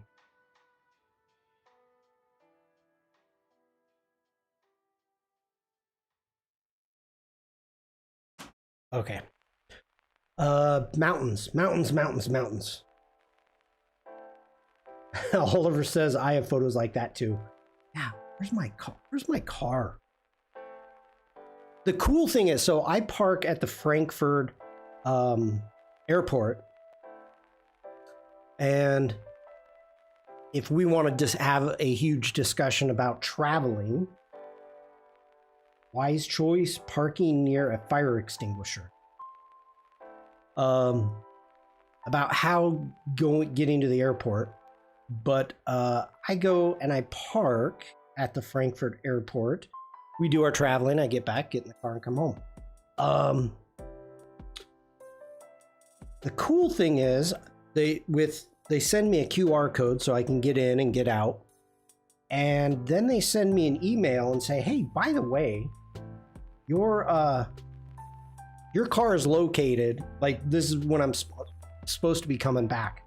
Your car is located on level, 1007, blah, blah, blah." Apple Maps tell me where the car is on the map, but not what floor it's on. I don't even use my phone for that. Look at the depth here. Oh. Okay, doing HDR. So let's take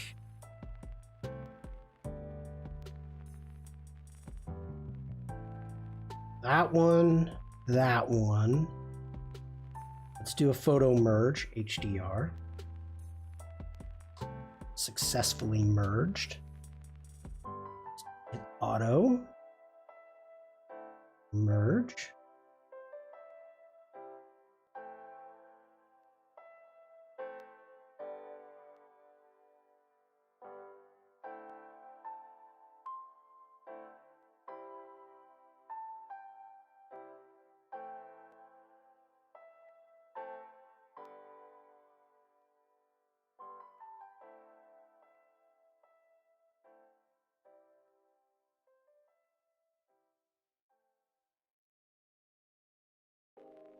Let's go ahead. I'm going to hold command. Let's select that one. Let's hit C, go into compare.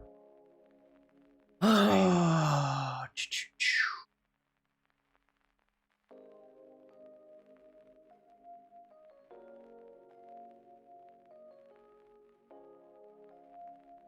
don't like the HDR one.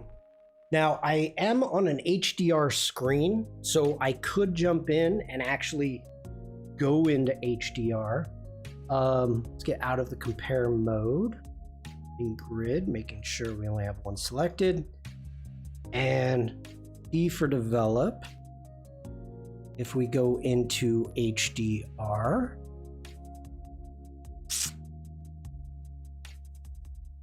why are you not giving me my HDR? Areas of the photo brighter than SDR will not. This is an HDR screen. My MacBook Pro is HDR.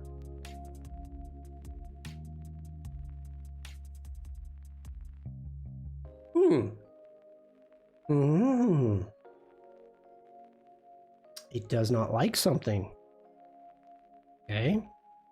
Interesting. Let's turn off HDR.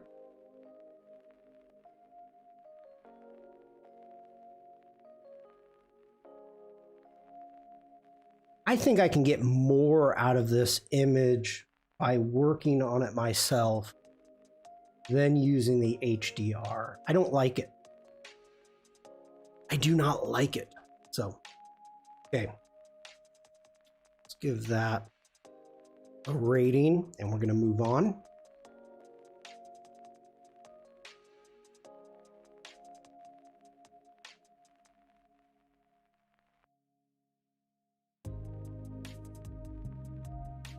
Ooh, that's nice.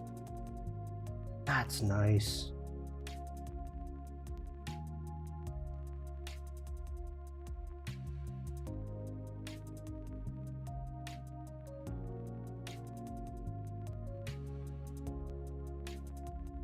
Bit of framing happening there. Actually, a lot of framing.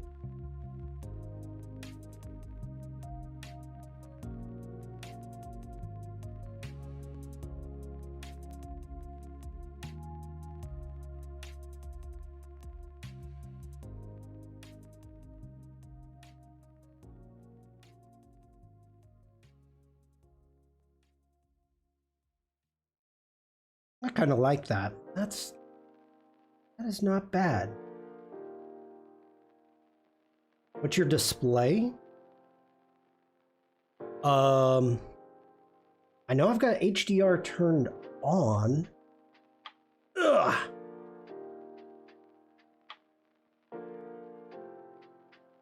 I want to turn it off. Picture in picture, source, no.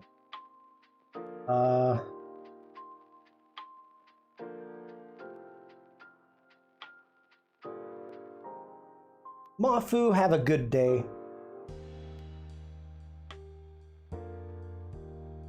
Yeah, we're not going to deal with that. I'm questioning if it's the No, it's not the cable. Can't be the cable. I had a whole issue with this screen when I first got it until I realized, oh, I got to turn on HDR. Then it turned out great. So I don't know why. I'm gonna have to. I know I've played with HDR on my laptop.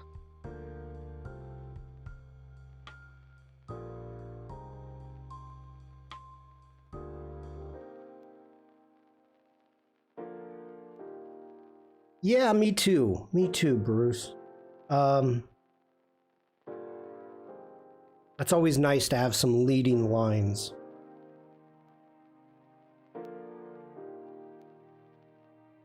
Gosh, that's some great depth. Going for the clouds. There, at one point, while I was sitting here,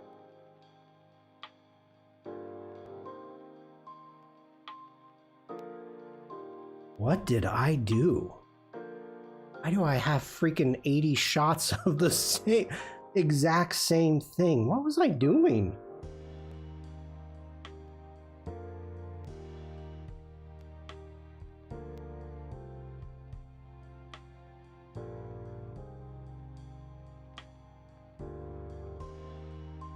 All right.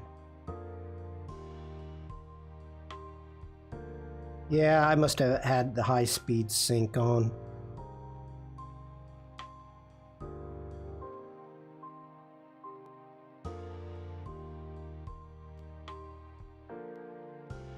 All right. Or, yeah, high-speed shutter. And then here I'm bracketing.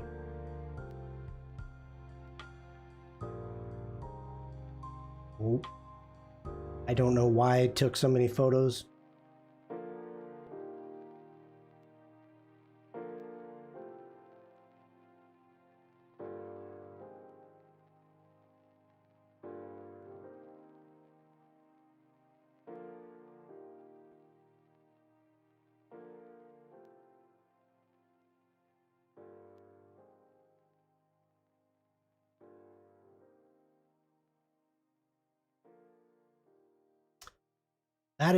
That is cool. I don't find it exciting.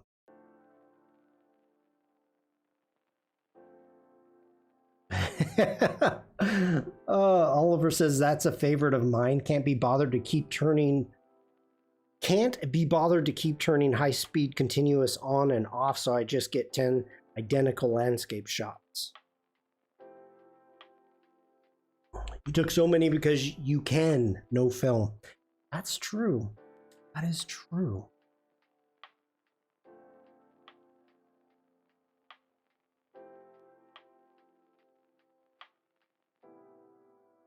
Like that one. I did have to, like that one. I did have to change cards.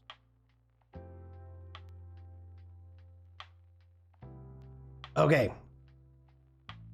So, on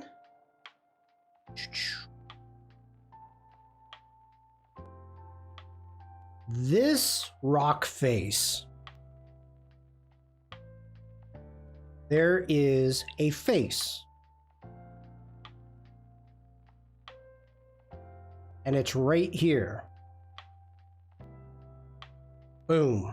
Now, the reason I took this photo is because supposedly there's supposed to be a face. And I couldn't save it to, I couldn't see it to save my life. So I took the image. Then we were coming back down from the hike.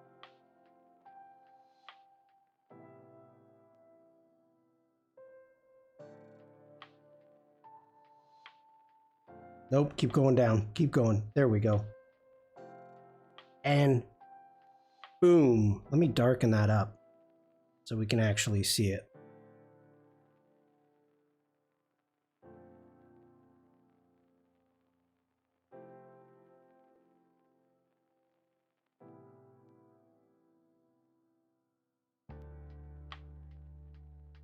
Turn on Lightroom Classic face recognition and see what it thinks. No, I am not. So you can see we've got the eyes, the nose, lips, and there's some story about like a Neanderthal woman or something. I don't remember what the story is. I was really kind of like, meh, okay. There's a face. Yeah.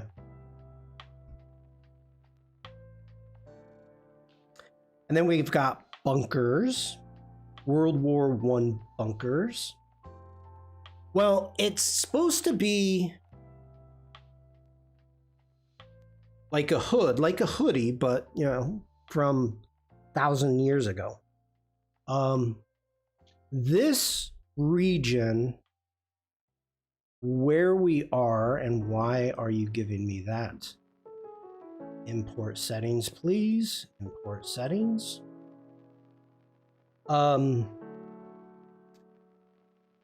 Slovenia was Rick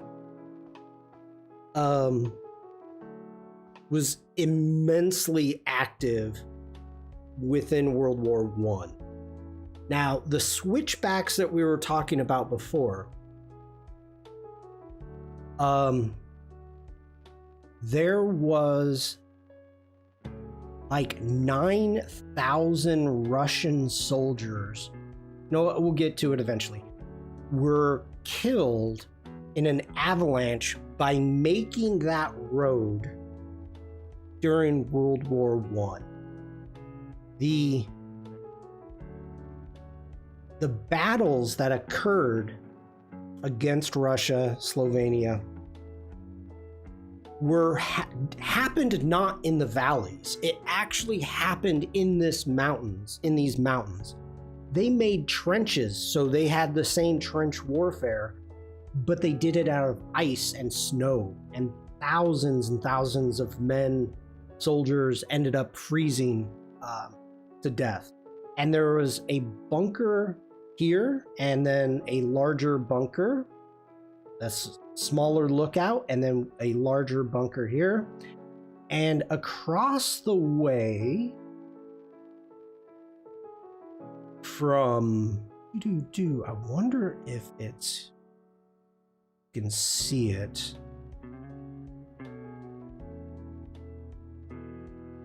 There's another bunker across the valley. So you can see kind of the road. Whoa, what are you doing? The road that we came up, and the bunker is on that road. And then there's a secondary like lookout post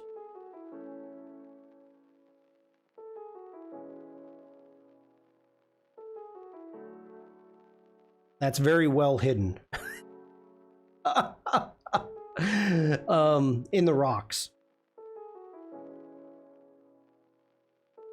So they have a history that I want to learn more about.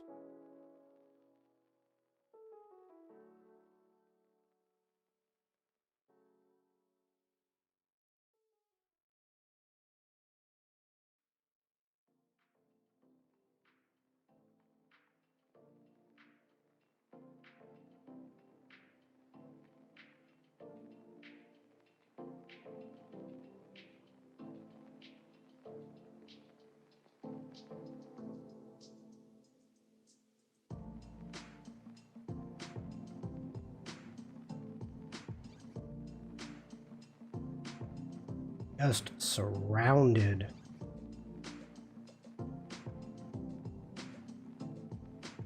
All right. This is like day 4. Pouring down horrific rain. Might be day 5. I don't know. Came across this waterfall. It's not, I like that. see what we can get out of that. Yeah, it was pretty bad. I mean, you can see the rain. The rain coming down. Look at this. It looks like grain. Just without the G.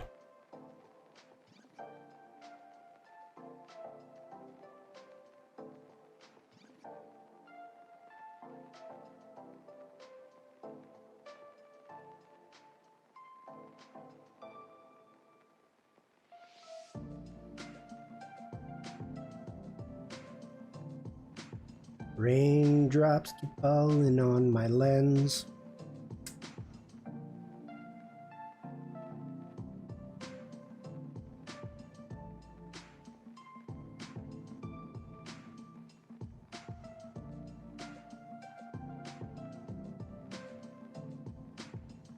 Lot of rain. Lot of rain.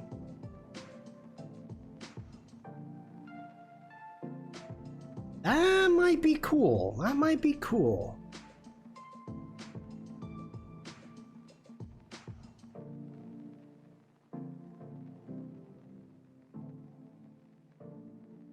We stopped in. We got some sandwiches at a shop. This is where we had lunch.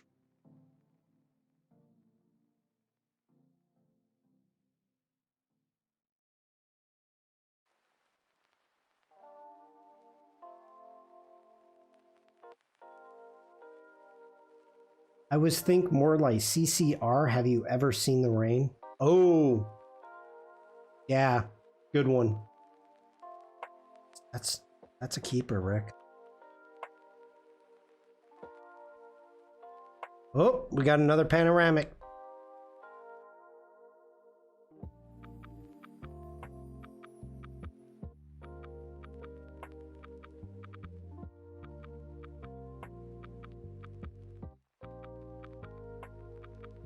We are not going to do the autofill. We can leave that. Yep, yep. I like that. I like that. Merge.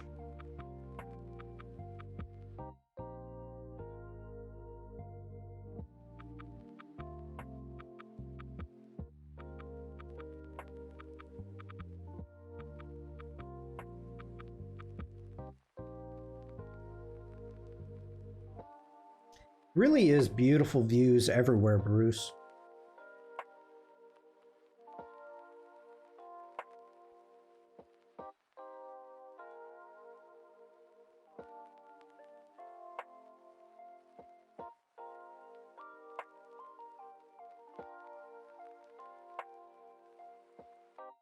Actually just crop out that area right there. Head straighten the mountain. Want that tree like so. Get rid of that tree.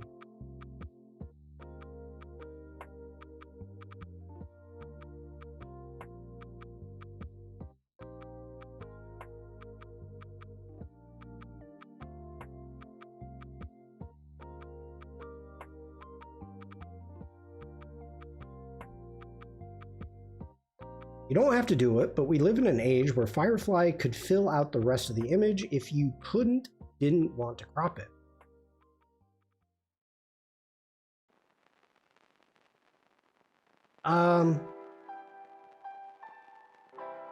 Yeah. I mean, very easily taking it into Photoshop.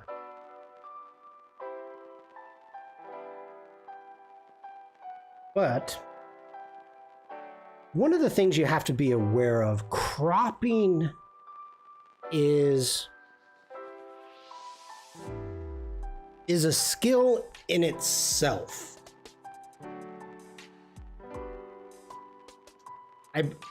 Which I believe. You can watch Adobe Lives, and I'm not saying I'm perfect at it. That's not what I'm saying. I need to get better, but when you're going through and watching some of the photographer streams on Adobe Live, YouTube, whatever, there are crops that I see that make me shudder. I'm like, no can't do that. You can't do that. Yeah. Let's go ahead, just for giggles, let's do a sky mask.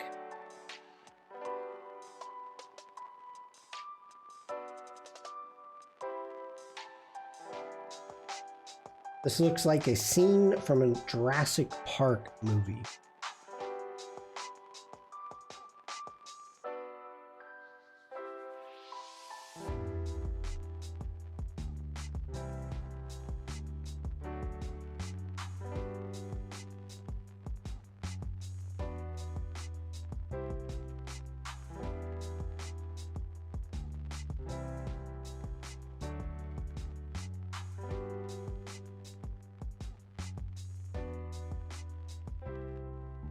They're farming dinosaurs.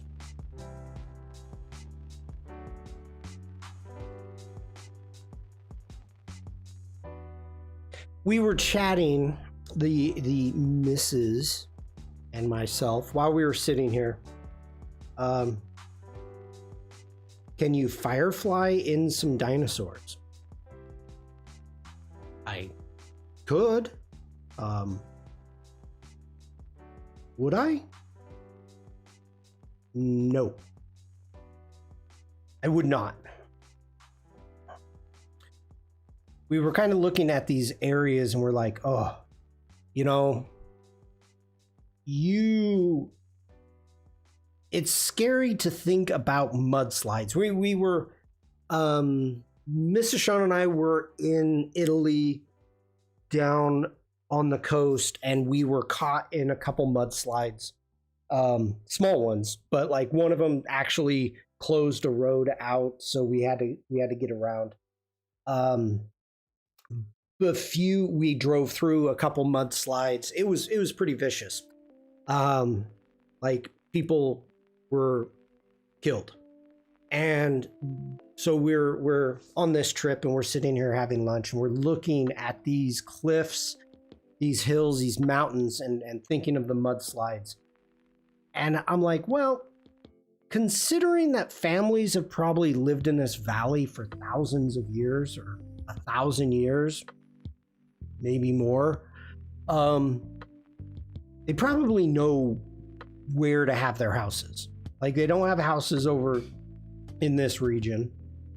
So I don't know. Interesting conversation.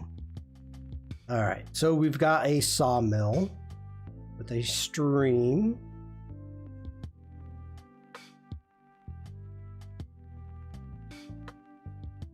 This was a burnt down during World War I. Soldiers ended up burning down a village. This was the remnants of that village, or the last standing house. Water was so clear. This is the Soka River.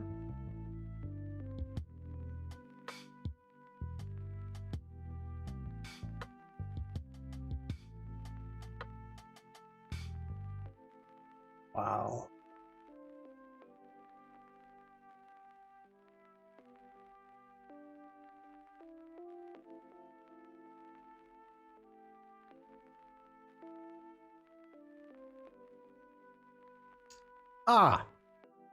For those of you that were here from the beginning, I showed a suspension bridge way back when, and this suspension bridge right here. So it must have been a couple days later that we ended up going up on top of that suspension bridge. And as I said, that the view was much better from underneath than on top of the suspension bridge. Not a good view. Not a good view at all. This is a lake that was absolutely packed before. but with the rainy day, we were able to get back out. Not many people, and we were really trying to. And when I say we, I actually mean we, Mrs. Shawn and myself. We were both working at trying to get reflections. We wanted the reflections of the mountains, of the trees that we've got going on right in here. I am out of water. Like that.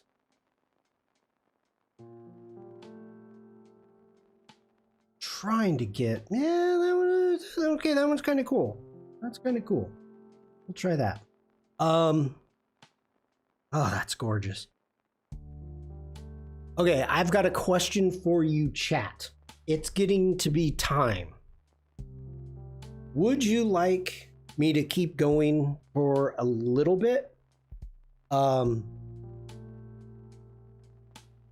me do some quick checking here. One moment, please. Whoa.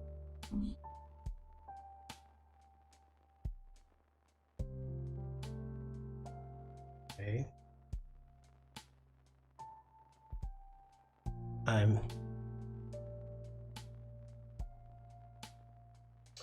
Oliver says, sure, culling photos, so not going anywhere for a while. All right. Where am I going? Need to check Firefly. So today, we're doing insects. Get water, carry on. Okay. In 2 hours, Jack and I are going to be working on insects and Firefly. And then just as a reminder, Behance with the challenges, if it works, if Behance works, it did not work yesterday. Behance, we've got in 2.5 hours, we've got the Photoshop Creative Challenge is going to start. So Adobe Live is starting a half hour early with the challenges. So our Firefly Discord is only going to be 30 minutes. So we're going to continue on with this stream. Let me get some water. Behance was busted. Yes, it was. Let me get some water and I will be right back. So stick around. Dance party, engage.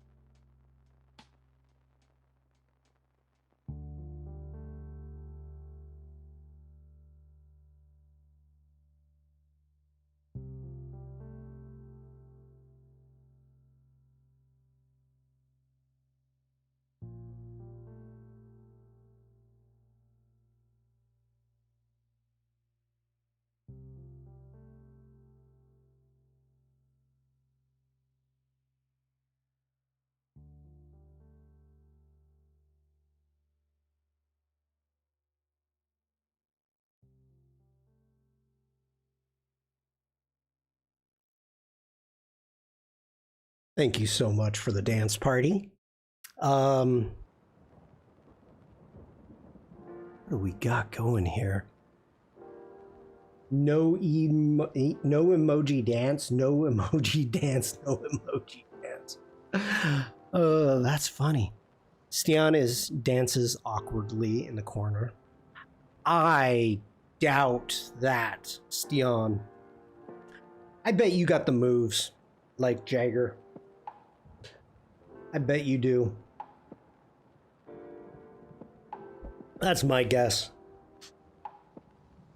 Okay, we are back to reflections. Let's see what we got.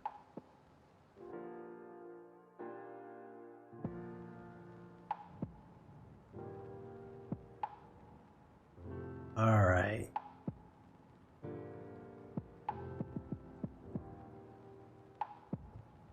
There are no dance emojis on YouTube. Is there not? No animated emojis? What is going on behind that screen? Oh, it's Behance. That was weird. Okay.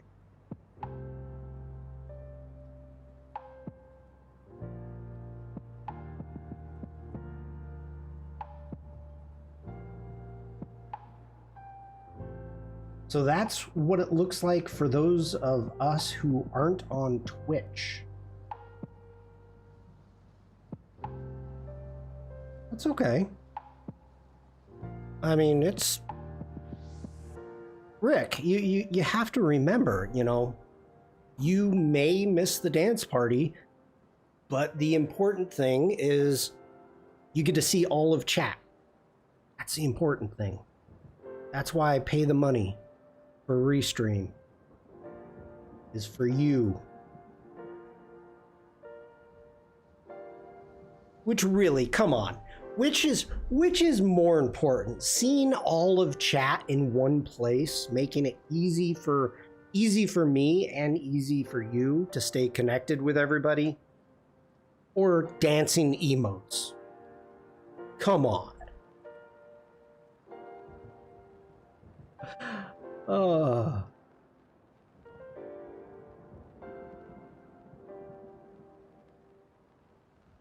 That I was waiting for that, Oliver. This might be a cool black and white.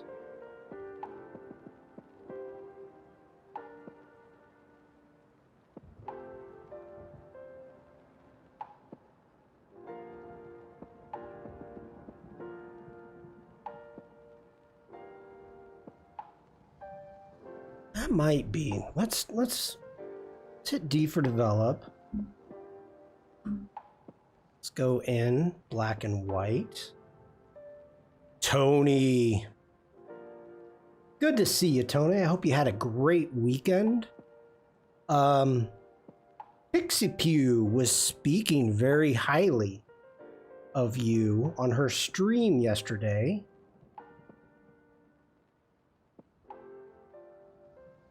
I was like, yeah, you know, me and Tony are friends. Yeah. I was like, yeah, I worked for him at Max. Yeah. Yeah, he hosted me on Adobe Live. Yeah. He's a good guy.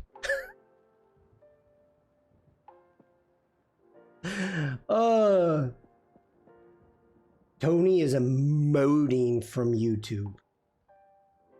It's okay. That's okay. Tony is on YouTube. So anybody who doesn't know who I'm talking about, Tony Harmer, the Design Ninja DNTV on YouTube, make sure to check it out. And Tony, I love Phone Tone, I believe is the name. Freaking hilarious. Great idea. That's yeah. I really enjoy that. How can anyone not know who Tony Harmer is? Hey, I agree with you, Oliver, but there's a possibility, so I'm passing along the information. That's it. That's all I can do. I can't dance to save my life, but I will dance given enough adult juice. Phone tone is indeed what it's called. Glad you like it. Thank you. New one tomorrow. I'm looking forward to it. I love the Charlie Brown. That's just the whole setup. Really, really freaking well done. Well done. Okay, let's start here.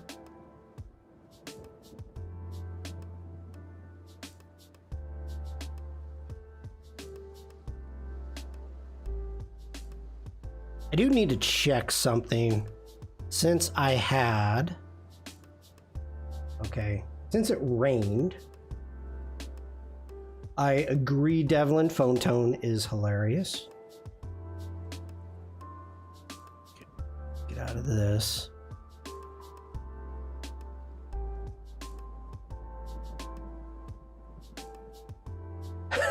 Rick says, those cardboard headphones look so comfortable.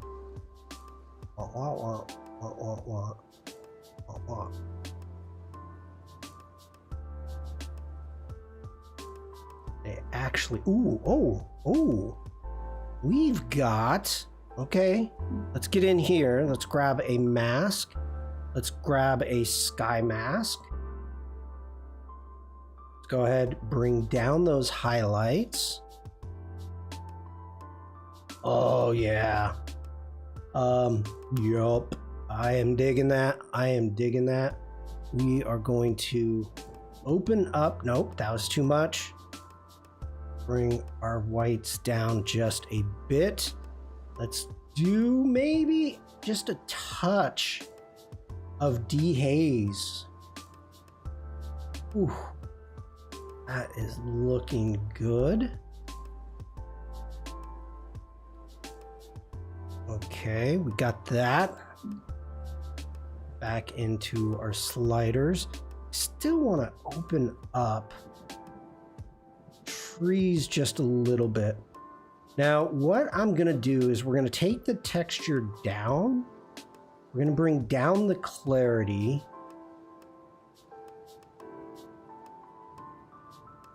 Add a tiny, tiny bit of dehaze.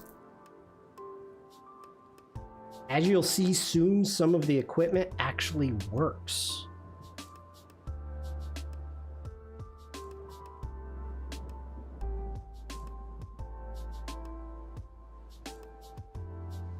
Okay, so I'm trying to soften everything up here. Let's go in to our tonal curve. Let's get a midpoint going right there. Let's crush our blacks. Bring up our blacks. We're going to crush our highlights.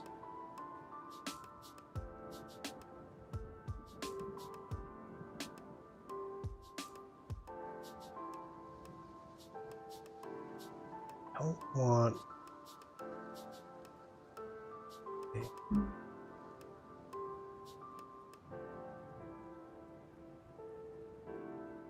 We've got that softened. Let's get into our black and white. Now, let's grab. Let's see what we got. Ooh, it's pulling in those blues. Hi, Jack.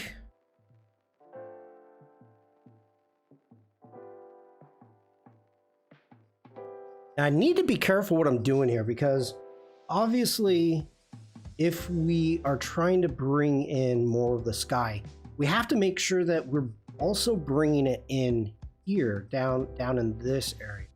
So we've got a decent reflection, good contrast happening there.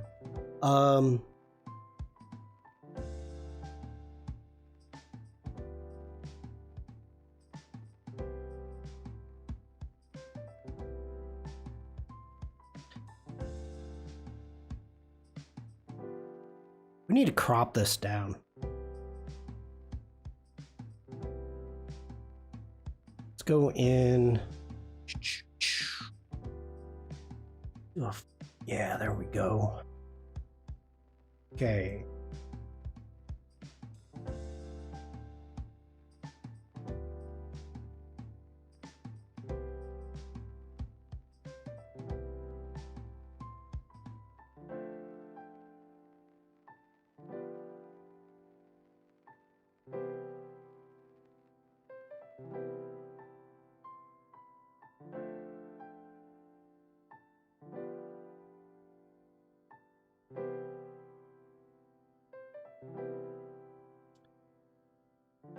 Wondering if I went too soft, or maybe I need to go. Oh, I need to go softer.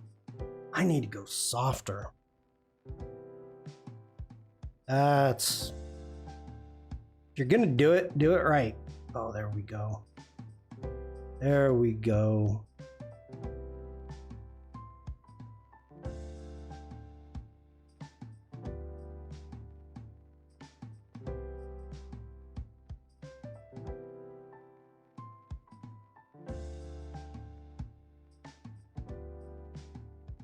Oof.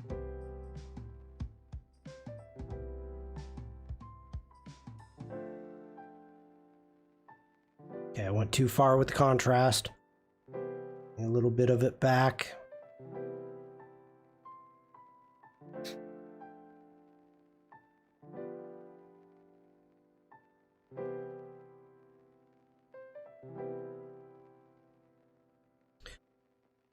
Let's get into their greens. Let's get into the black and white.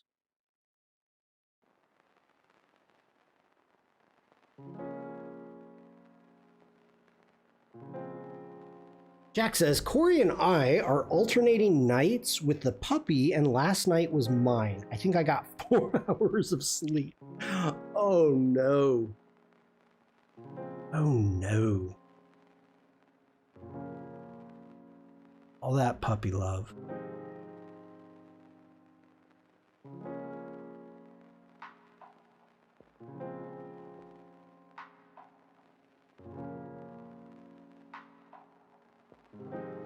I'm digging this. I am digging this. He's a menace to society. We need to get rid of some of these people. Usually I like to eliminate distractions first. But I wasn't sure if these people were going to be a distraction. And the answer is yes. So we're going to get rid of that bench back there, this person back there. There we go. Very nice. Nicely done. I like that bench. I don't mind the duck, nor do I mind this person sitting there. Got the dock. This person in the white is bothering me. Rid of them. You did not do a good job. So let's delete that. Let's go ahead, turn on Gen AI.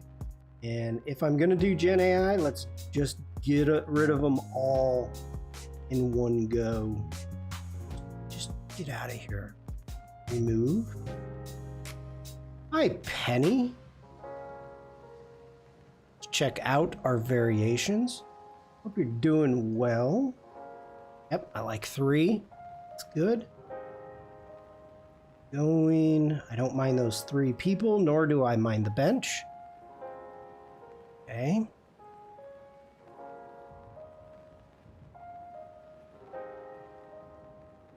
I kind of like this. This is a nice, taking it in a completely different direction. Going extremely high key.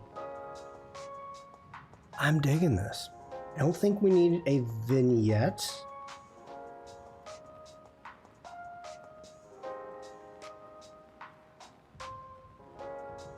Wonder if we darken. We're gonna just do a test really quick.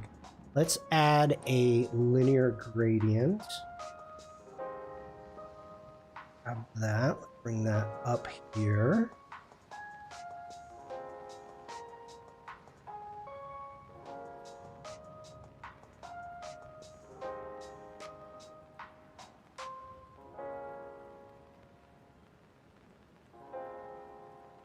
Ooh. Oh, oh.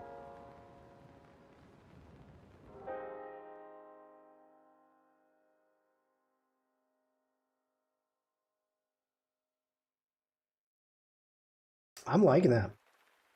I really like the darkness of the green and the color variation. Why does it become so light in the grayscale, and do you like it that way? I actually do. The reason that it went so light, let's go ahead and show you.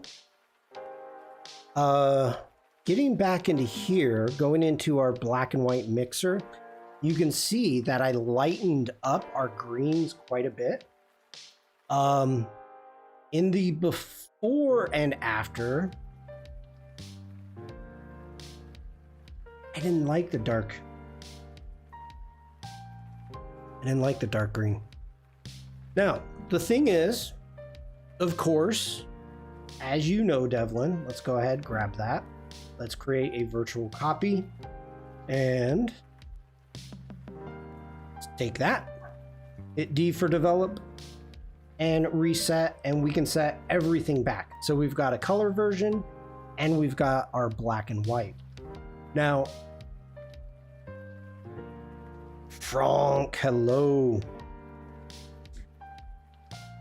As I kind of have been stating for years now, I have a problems with certain greens.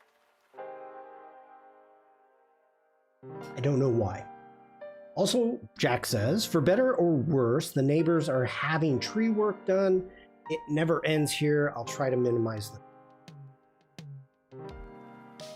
Frank, I'm doing well. Had a great trip to Slovenia. Loved it.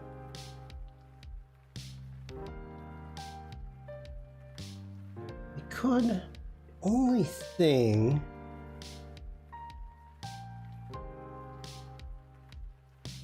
let's try another test. Let's grab another mask. Let's get a brush mask.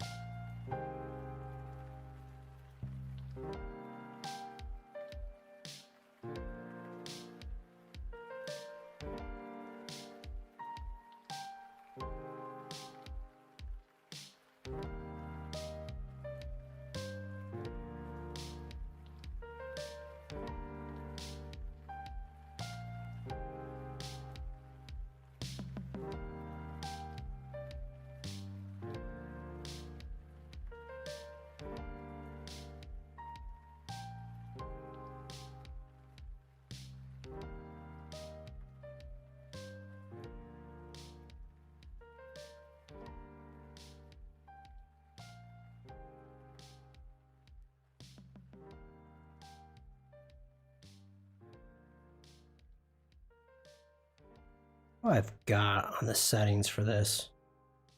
Okay.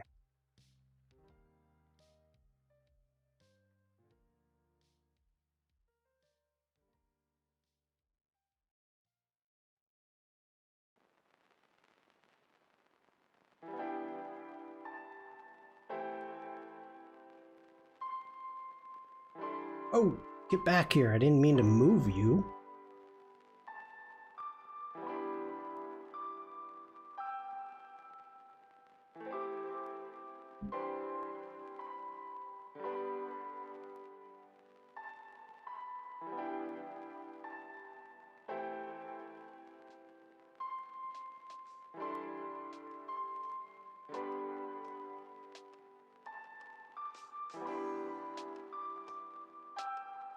Are you the only one on YouTube? No.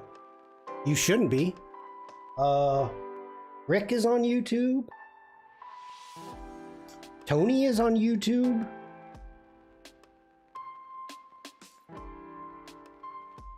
Devlin was on YouTube.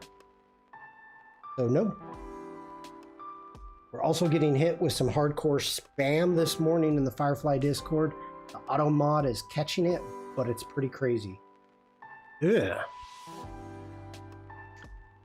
That sucks. Okay, let's grab another mask. Now, Frank's on Twitch. Welcome to Twitch, Frank.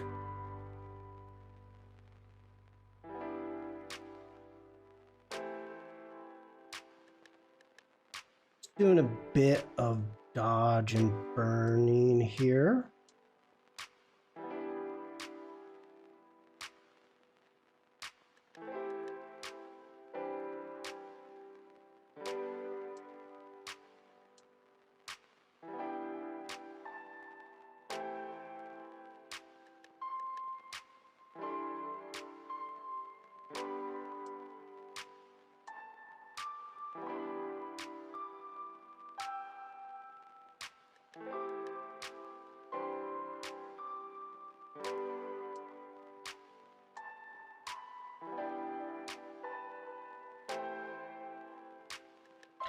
That's kind of cool. That is kind of cool.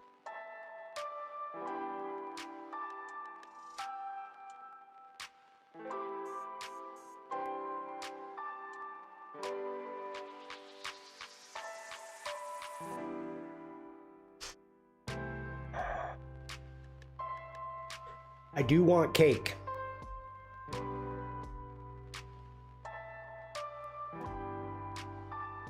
Short skirt and a long jacket. I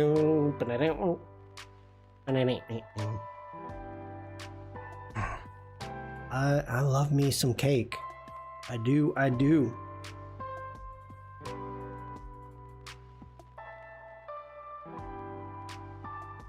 I am really liking the way this is going. Frank says, I'm not familiar at all with Twitch. Where is the cake?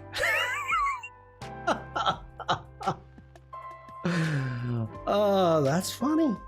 That is funny. Okay, let's get some sharpening going here. Holding down the option. He's going the distance.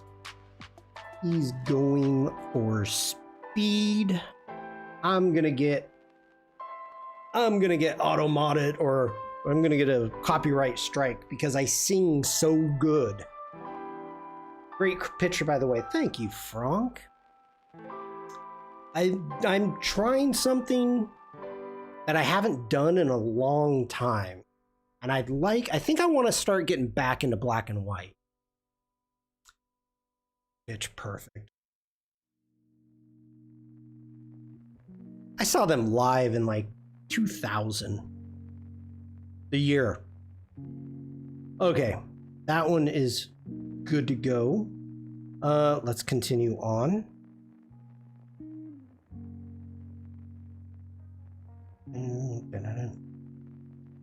Now you got that song stuck in my head. So this is a memorial for the 9,000 Russian soldiers that were killed in an avalanche making the switchback roads.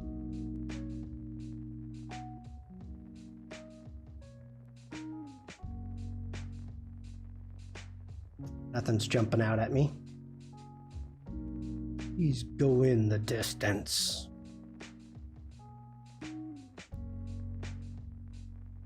Shooting into the sun, getting that lens flare. Just seeing if any of these really jump out at me.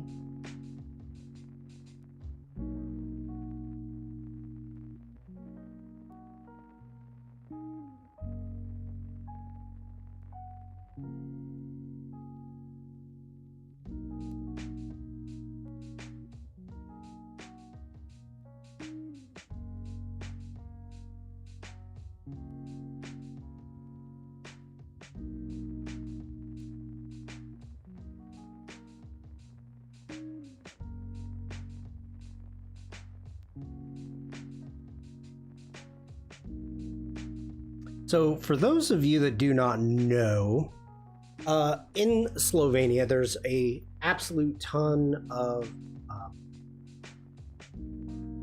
Why did I just draw a blank? Sandstone. And so what occurs is a lot of the sandstone coming off the mountains as it's being eroded away and works its way into the river. This is how you get these brilliant, these greens and blues are actually the reflections of the sandstone that's in the rivers. So now that one maybe work on. We came across this suspension bridge, and all along the way as you're driving, there's suspension bridges and different styles of bridges. So you can pull over if there's a place to pull over and go out and go across the water and see what's going on. This one had donkeys. Now, I've heard of people having a donkey, maybe two. They'll have a donkey, or two. Never have I ever heard of anybody saying, I have donkeys. That's it. I have donkeys. There's like 5 of them.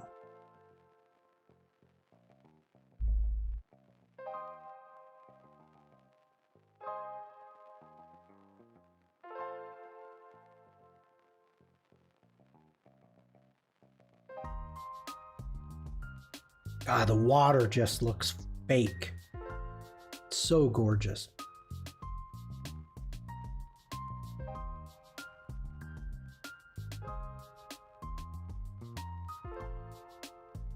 I wish that one would have turned out better. I should have stepped back. Operator error.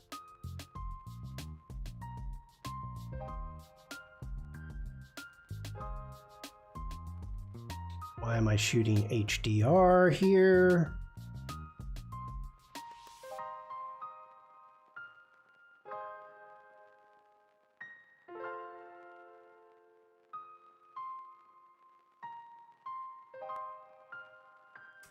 Not doing it for me. Not doing it for me.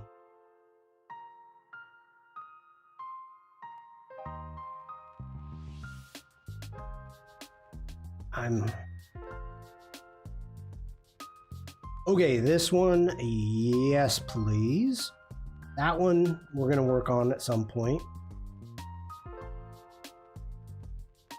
Like, look at the difference. All of a sudden, I'm standing there. And how much time? That was at 10:58 and 20 seconds. That one is at 10:50, 19 seconds. Look at the lighting change coming out from behind the rocks. Going from that to that. 19 seconds.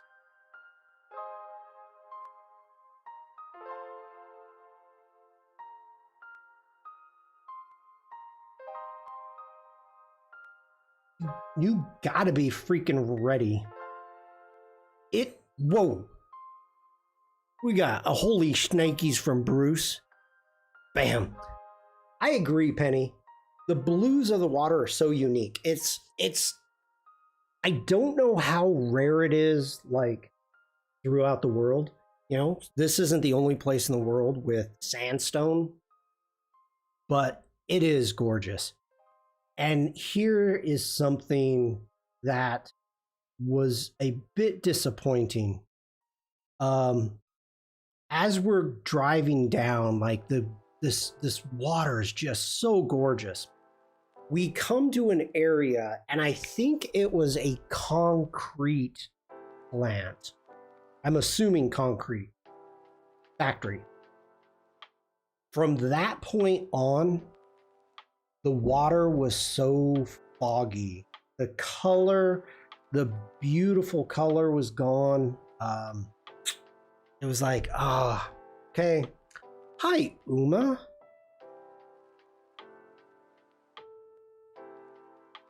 How you doing? Actually, I think they're already done with the tree. They came, cut down a tree in like 10 minutes. That was wild. Well, it probably took longer to get the chainsaw going. I've cut down many a tree.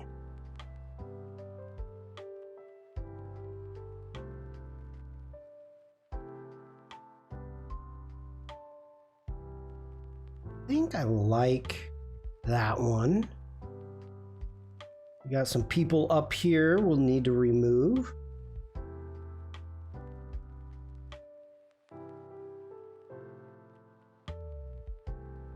Normally they take a tree that size down in chunks, not all at once. It was big. Okay. The framing is cheesy.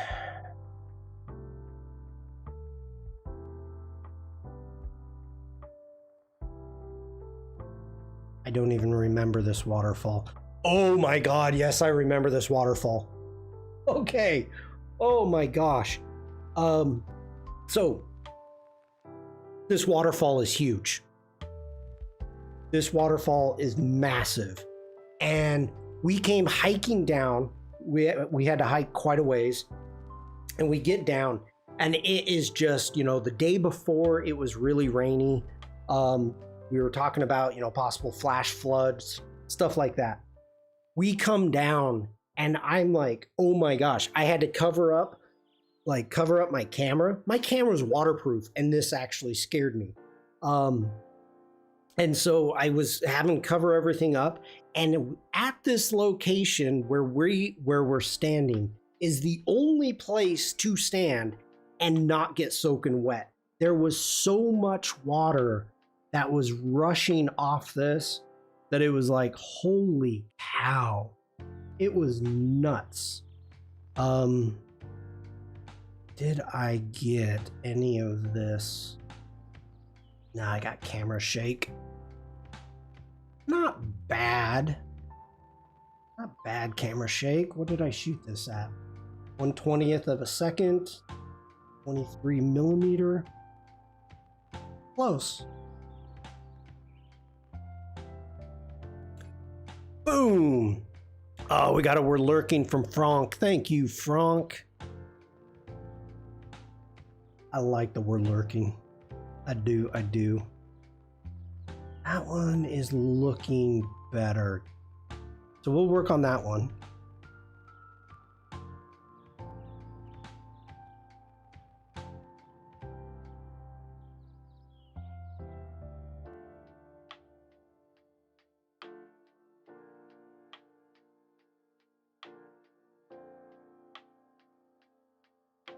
It's kind of cool, but not too exciting.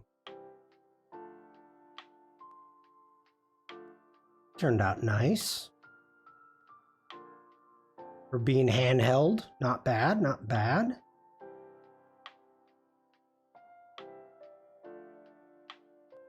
Kind of like that one better.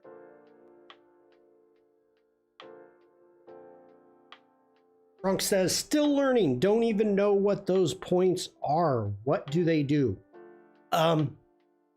So, Frank, when you use points, I actually get paid. So what happens is, depending upon the amount of time in which you are watching a stream, you will gather points. And so when you are, let me jump in here really quick. So if you use the points, like if you want to do the "we're lurking," and I'll do it really quick. And of course, I'm not getting paid for this, but if you spend points, I get a very tiny pennies from that. So that's kind of one of those things, whereas you are rewarding me by doing that. So, you know, using the points for that, Penny Doodles gave me a big boom. Bam.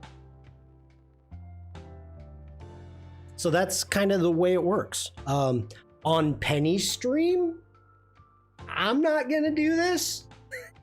But if you get enough points, Penny has doing a handstand. Or is it a headstand? Handstand, I think.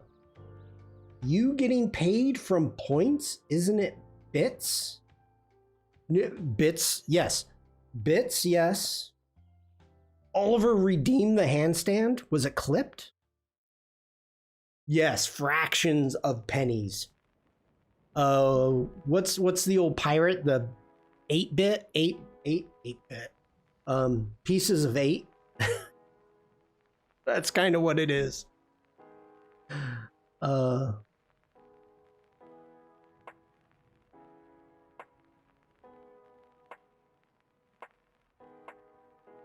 Okay, this is another gorge.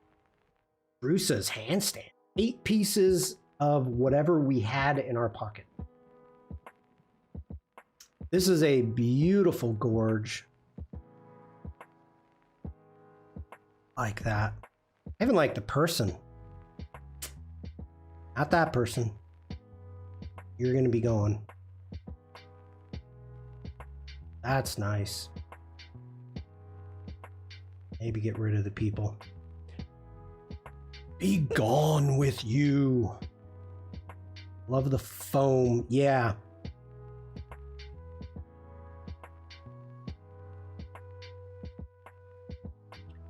There's so many stairs in this country. I think I missed that one. Would you call it a gorgeous gorge?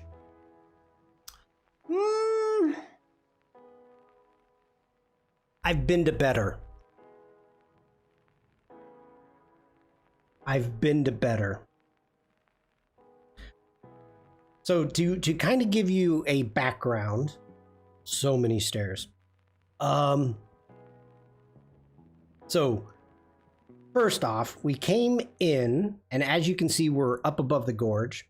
So you come in from the entrance, you hike down this path over here, then you hike up to this bridge here, then you go out. This is a better one. You go out this path, so you're inside the gorge. Oh, I'm not dissing. I am not dissing the gorge. I'm just saying I've been to better. I like this photo. I like that photo, but I gotta say I like that photo. I like that photo. So as you can see, you come marching down here, cross the bridge. I'm on the bridge. You go out to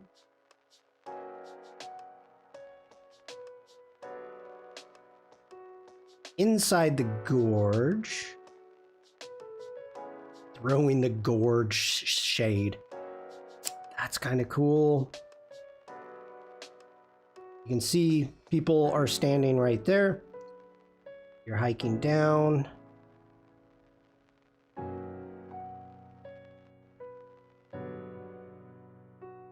Then you come back. I'm trying to see which one I like. I like that one.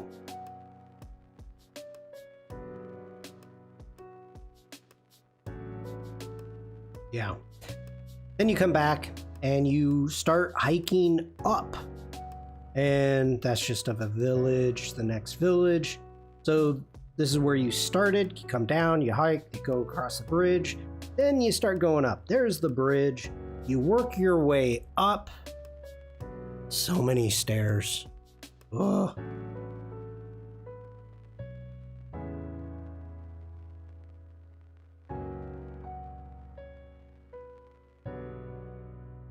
Till you get to the top, and then you start going back.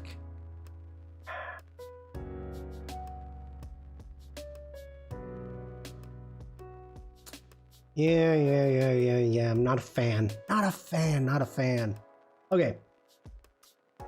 So, next off, we headed to a region that is known as the Tuscany of Slovenia. This region is a major wine region. We stayed at a winery that had magnificent chefs, great wine, and we did it was advertised as a 7-course meal plus wine pairings, and it ended up being 10 courses with, I don't even remember how many wine pairings. It was the first time that I've ever done something like that. And it was it was amazing. The chefs were stunning. The work was great. And the crazy thing is, it was so light. Like the food, I'm saying 10 courses, but it ended up being so light that I didn't feel stuffed. I didn't feel like bloated. I didn't feel like... And Mrs. Shawn ate as much as I did. And the next morning we woke up, we were hungry for breakfast. So it was absolutely stunning. Now, of course, certain things like this, I don't have photos. I don't do food photography. Good food is good food. Yeah, it was all local sourced. First time I've ever had. I've stayed away from this, but if I'm spending this kind of money on a dinner, I'm gonna try it.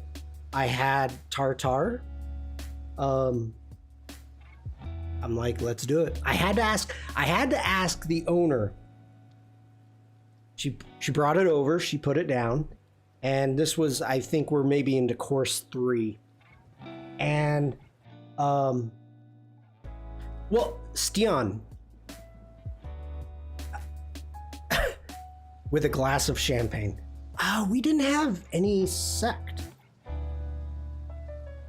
or any bubbly, but set it down. This is our tartare, and gave the whole spiel of everything included.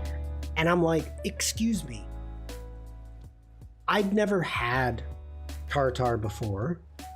Can you please tell me how I'm supposed to eat this? And she was stunned. She's like, you've never had tartare? I'm like, no, I've never had. What happened, and I didn't tell her this story, but I'll tell you. One of our first trips to Strasbourg, France, you just eat it. No.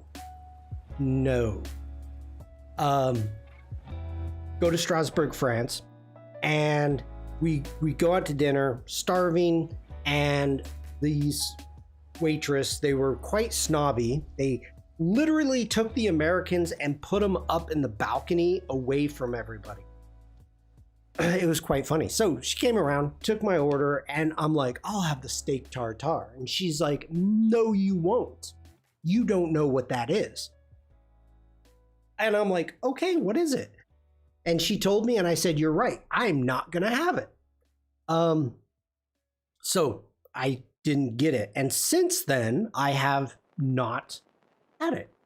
So as it was explained to me, now, of course, Oliver, a restaurant in France was snobby? Surely not. Surely not.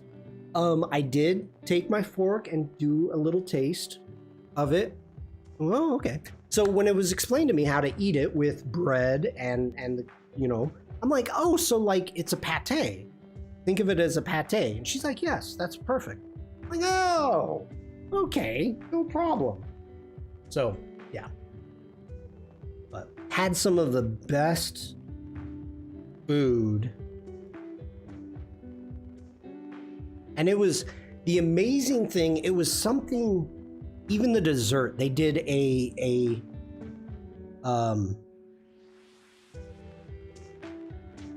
sometimes you have to mix it yourself too. Nah. I won't make it myself. I'll trust it.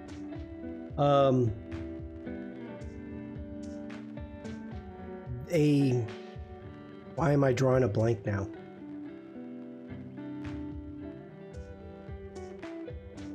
We'll over mix it. How do you over mix it? This is one of the high walled villages that are kind of like in the Tuscany region.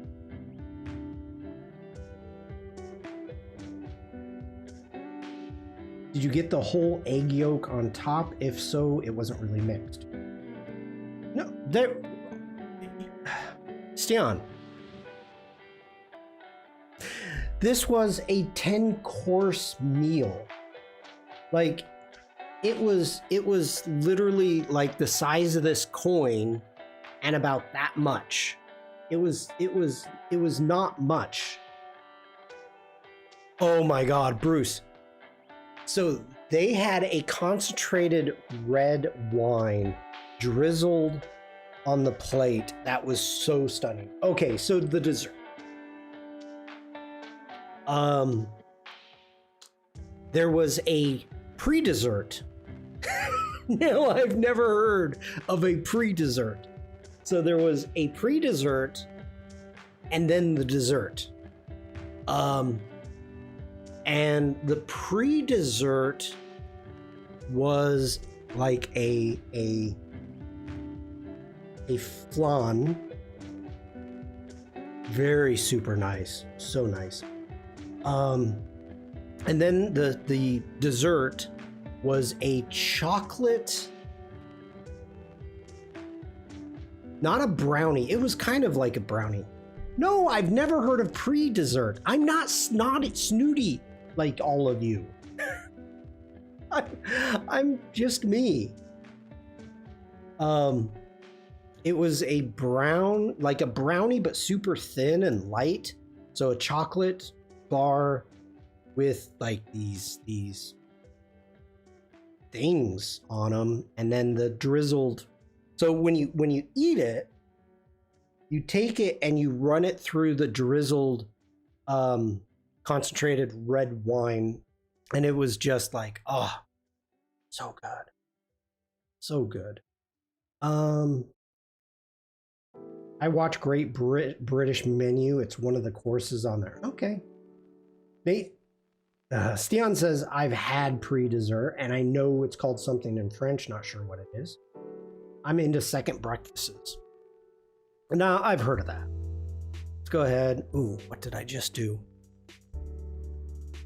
We are coming close to an end.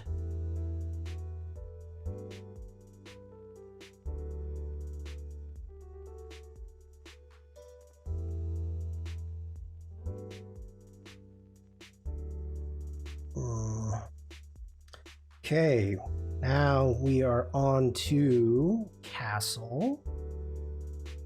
Built into the cliffside. I have heard that this castle on the inside is kind of a meh. Like, I'm a major castle snob.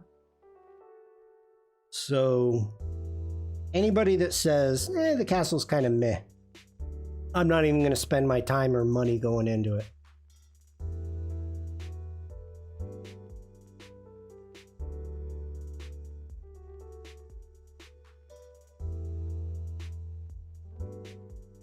Not a dessert snob, but definitely a castle snob. Penny, I am. I am a castle snob. I am. I am such a castle snob that I am not a fan of the Castle Neuschwanstein, which is the castle that influenced Walt Disney's Sleeping Beauty castle at Walt Disney. At Disneyland in California. I find that with fancy houses here, they often look better from the outside. Now, I'm not going to say much about that. I am not. Okay, we've got a panoramic.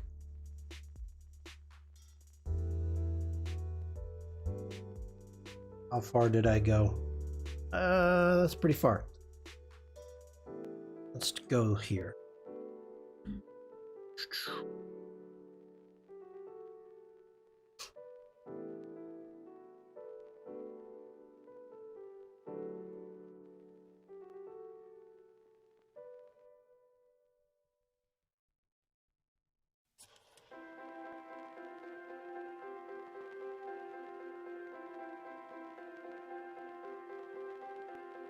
All right. D for develop. Let's get in. Let's grab our crop tool. Let's bring that in. Let's make sure to unlock.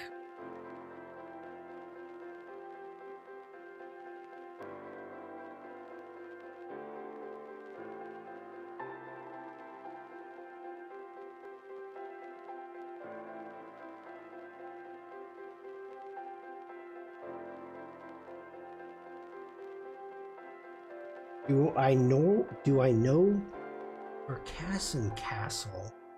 Arcassion Castle. Maybe. Hold on. Let me Google it really quick. I've been... Where is it located, Franck? Southwest France.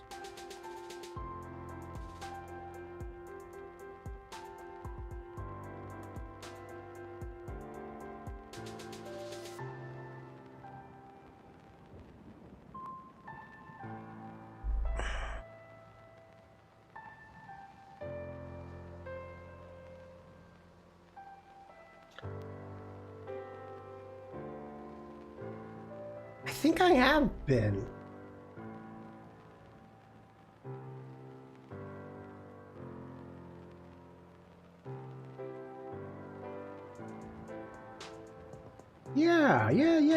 Yeah, I've been here. It was... You'll know this. This is a beautiful medieval village. When France it was the weekend that France made it a law that you had to carry a breathalyzer in your car. So they had these portable breathalyzer tests, and France passed the law.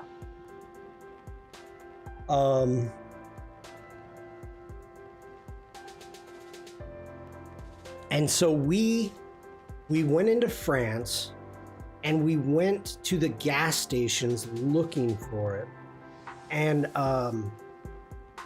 all the gas stations were sold out. You can't find them anywhere. And it was like, ugh. So we went, and I ran into a police officer that was kind of directing traffic outside. And I asked him about it, and they were like, yeah, don't worry about it. I said, okay, cool.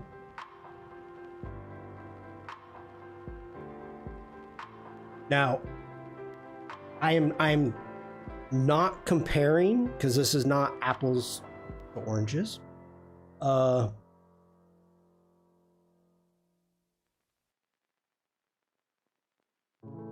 This is probably my favorite castle. 66 generations. They still own it. The same family still owns it. It's actually 3 houses. One of my favorites. I've been here so many times that I could give the tour. Dracula's castle.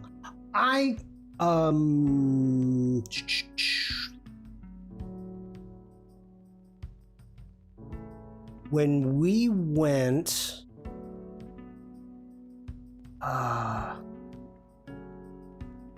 we did not go to Dracula's castle when we were there. Yeah.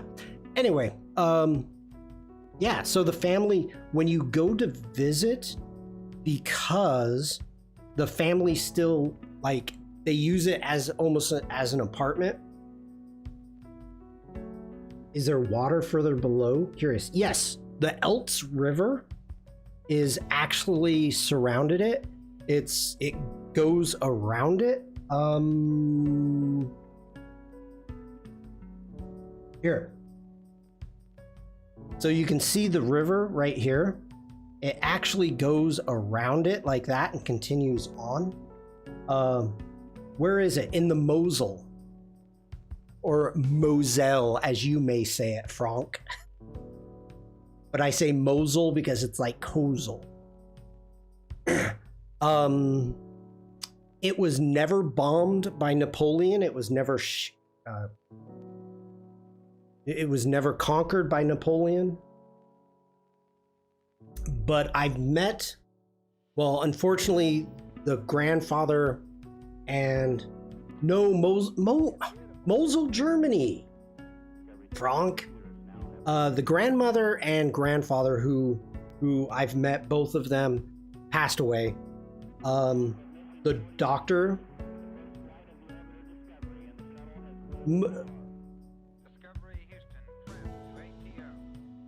Mosel. The grandmother used to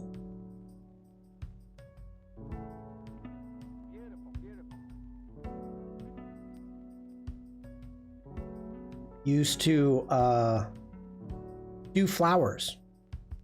Kokum, there's Kokum. I've got been all the way up and down. Kozel and the Mosel.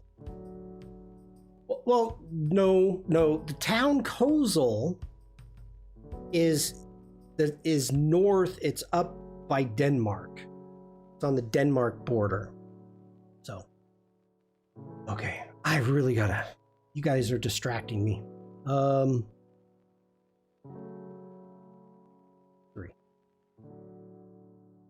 I gotta end this stream.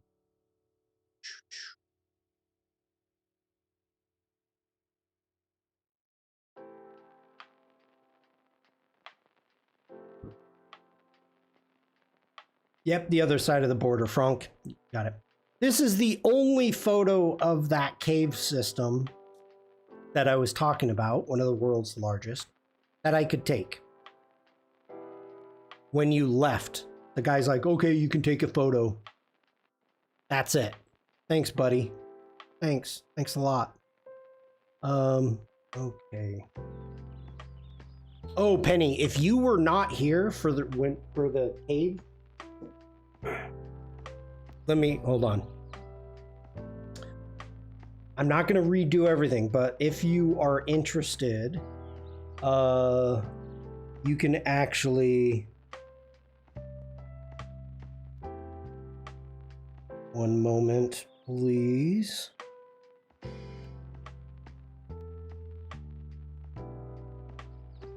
Okay. This is a good photo. This cave system, one of the biggest.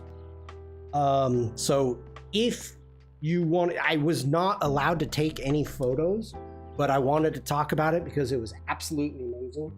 So if you're interested in that, you can rewatch the replay and kind of get the view of the cave system. Absolutely amazing. Amazing. Okay. Back into Lightroom.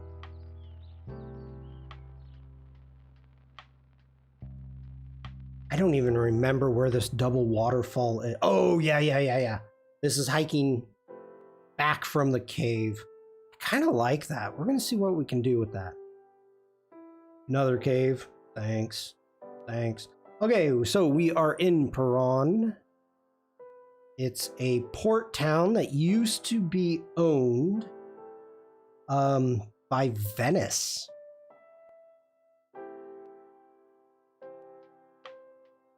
That's a fun little square.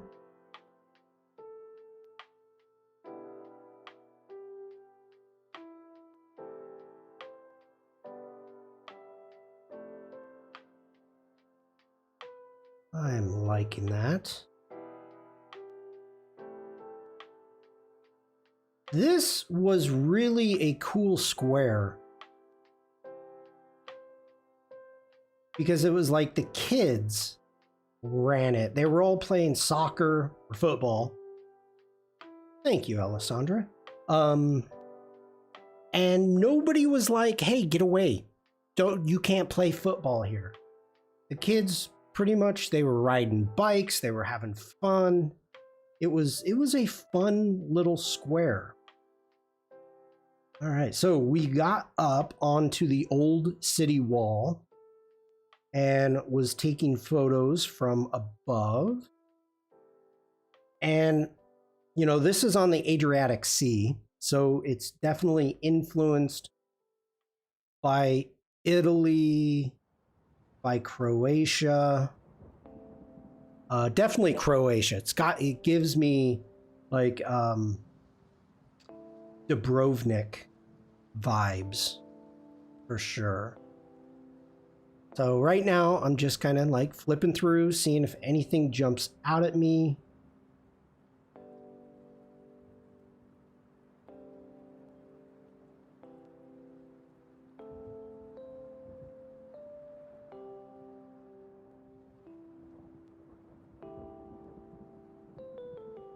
There's the port.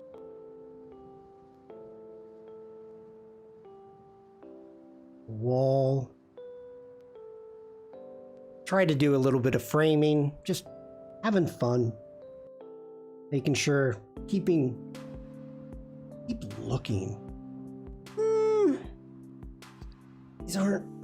These aren't doing it for me.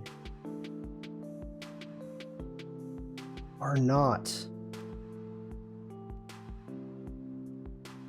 So, I'm standing there, looking out that way towards the sea. If I turned 180 degrees, that's what it was behind me.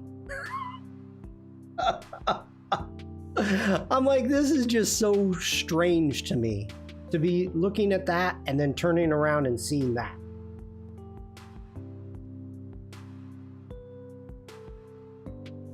Water was beautiful, going for a hike.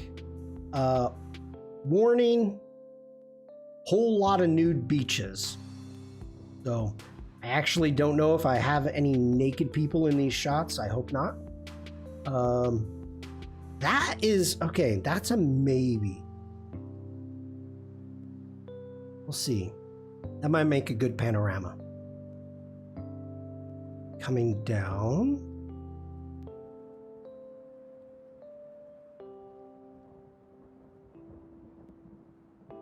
We've got some clouds coming in. I kind of dig that. This is when I started taking some photos. Let's go ahead and hit G, specifically for the clouds.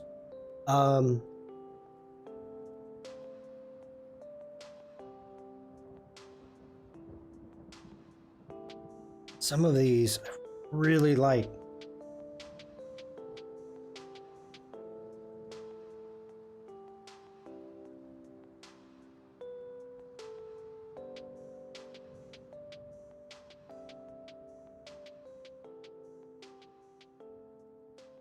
That one is cool. That's pretty cool.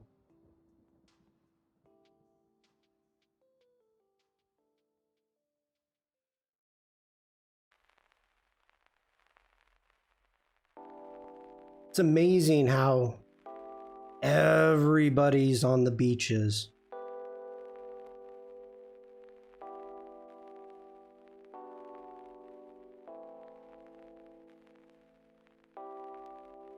Some cool statues.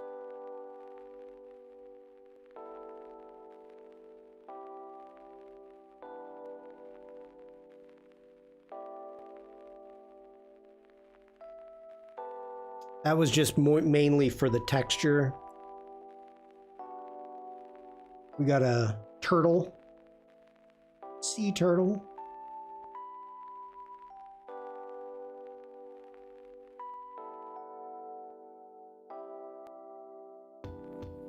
Another little square.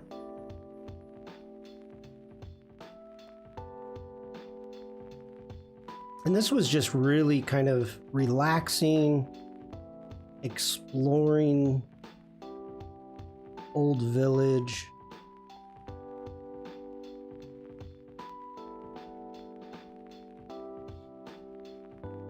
We go walking down to the port, and I see this little girl just crashed out on the seawall. And right as I was walking up, she was watching us, and she turned her head, and I just went, whoo, grabbed the camera. As soon as I couldn't see her face, it was like, bam, perfect.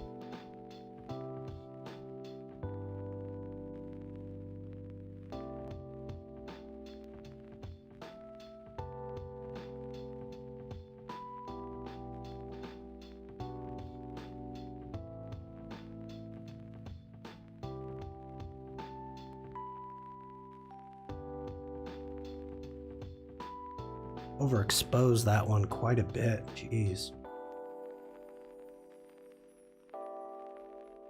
You can see up here the wall. This is where we were. Note to self, keep your eye on Kozel. Darn right. Darn right, Devlin.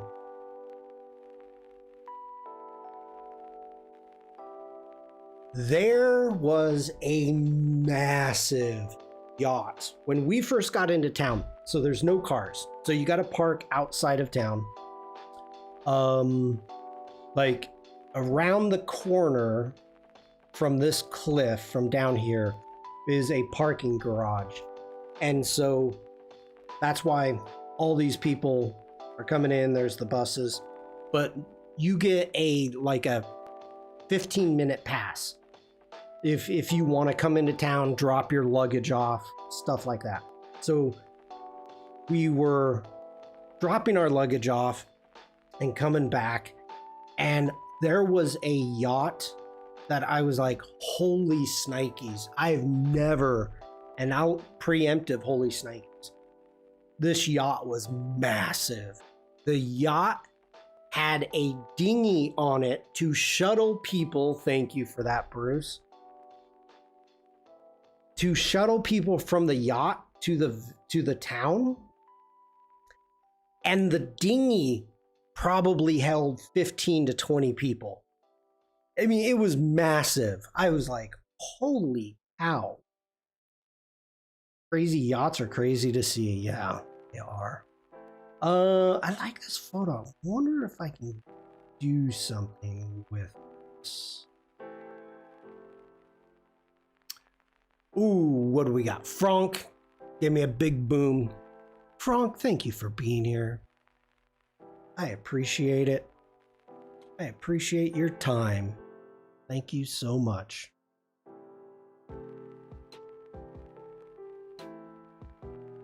That's a kind of a cool frame. Actually, okay. I'm liking that one.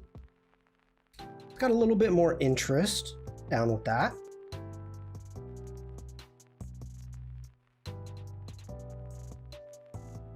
It's already 4 o'clock. Okay, we're coming to the end. I hope. I think. I don't know. Frank, have a great day. Thank you for being here.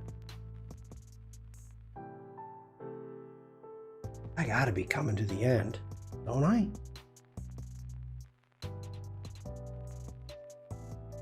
Oh, this was crazy. Okay. Look at this freaking sky. This is raw, unedited.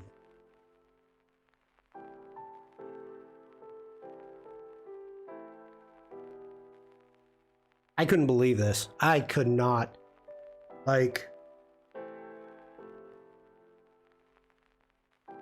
I just, wow.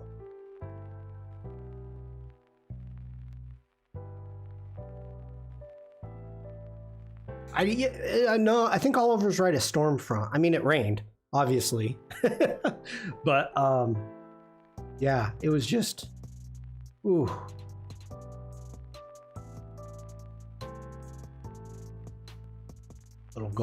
Little goal. And then just, oh yeah, great. This one, I have a major problem. We've got great sunbeams coming through here, and I don't know how to bring them out. That happens here. You get a straight line of black clouds. A weather front arrives. Like these, I want to play with. I want to see if I can get the sunbeams. And I don't know what to do. I don't know how to do that. But, and then in the rain, the square, nice and shiny.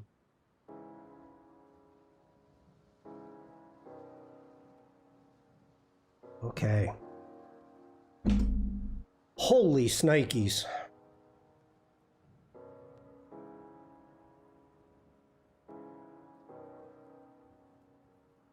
So, Thursday, we're going to continue editing photos. Let's see, less than an hour, I'm going to be live with Jack. We're going to be working on insects. Jack, I hope you're ready to work because I'm freaking tired. I don't know how much I'm going to be doing, but let's see what else is happening. So in an hour, we've got Firefly Discord with Jack and myself. In an hour and a half, we've got the Photoshop Creative Challenge on Behance, hopefully, if they figure it out, and or YouTube.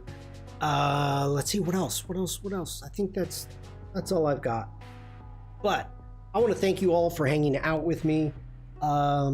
Thanks for putting up with my travel photos. I really hope that this isn't that boring. I hope it's not. I want to change up my screenshot real quick. See you all next time. See you, Shawn. And I think we are gonna end this really fast. Where's my black and white? There it is. I want that.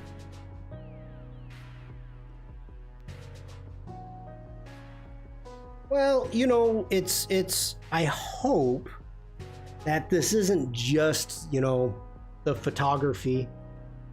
We get to chat about travel. We get to chat about anything else. So I'm glad. I hope you like it. Okay, I really have to end this stream. Thank you, everybody. If I don't see you on the Firefly Discord, I'll probably be seeing you in chat on Adobe Live. That's all I got. So everybody take care, stay safe, stay creative, and just be nice. I will see you all around. Bye. Wait. Umacorn's got the last one. Bye-bye. Bye-bye. Bye.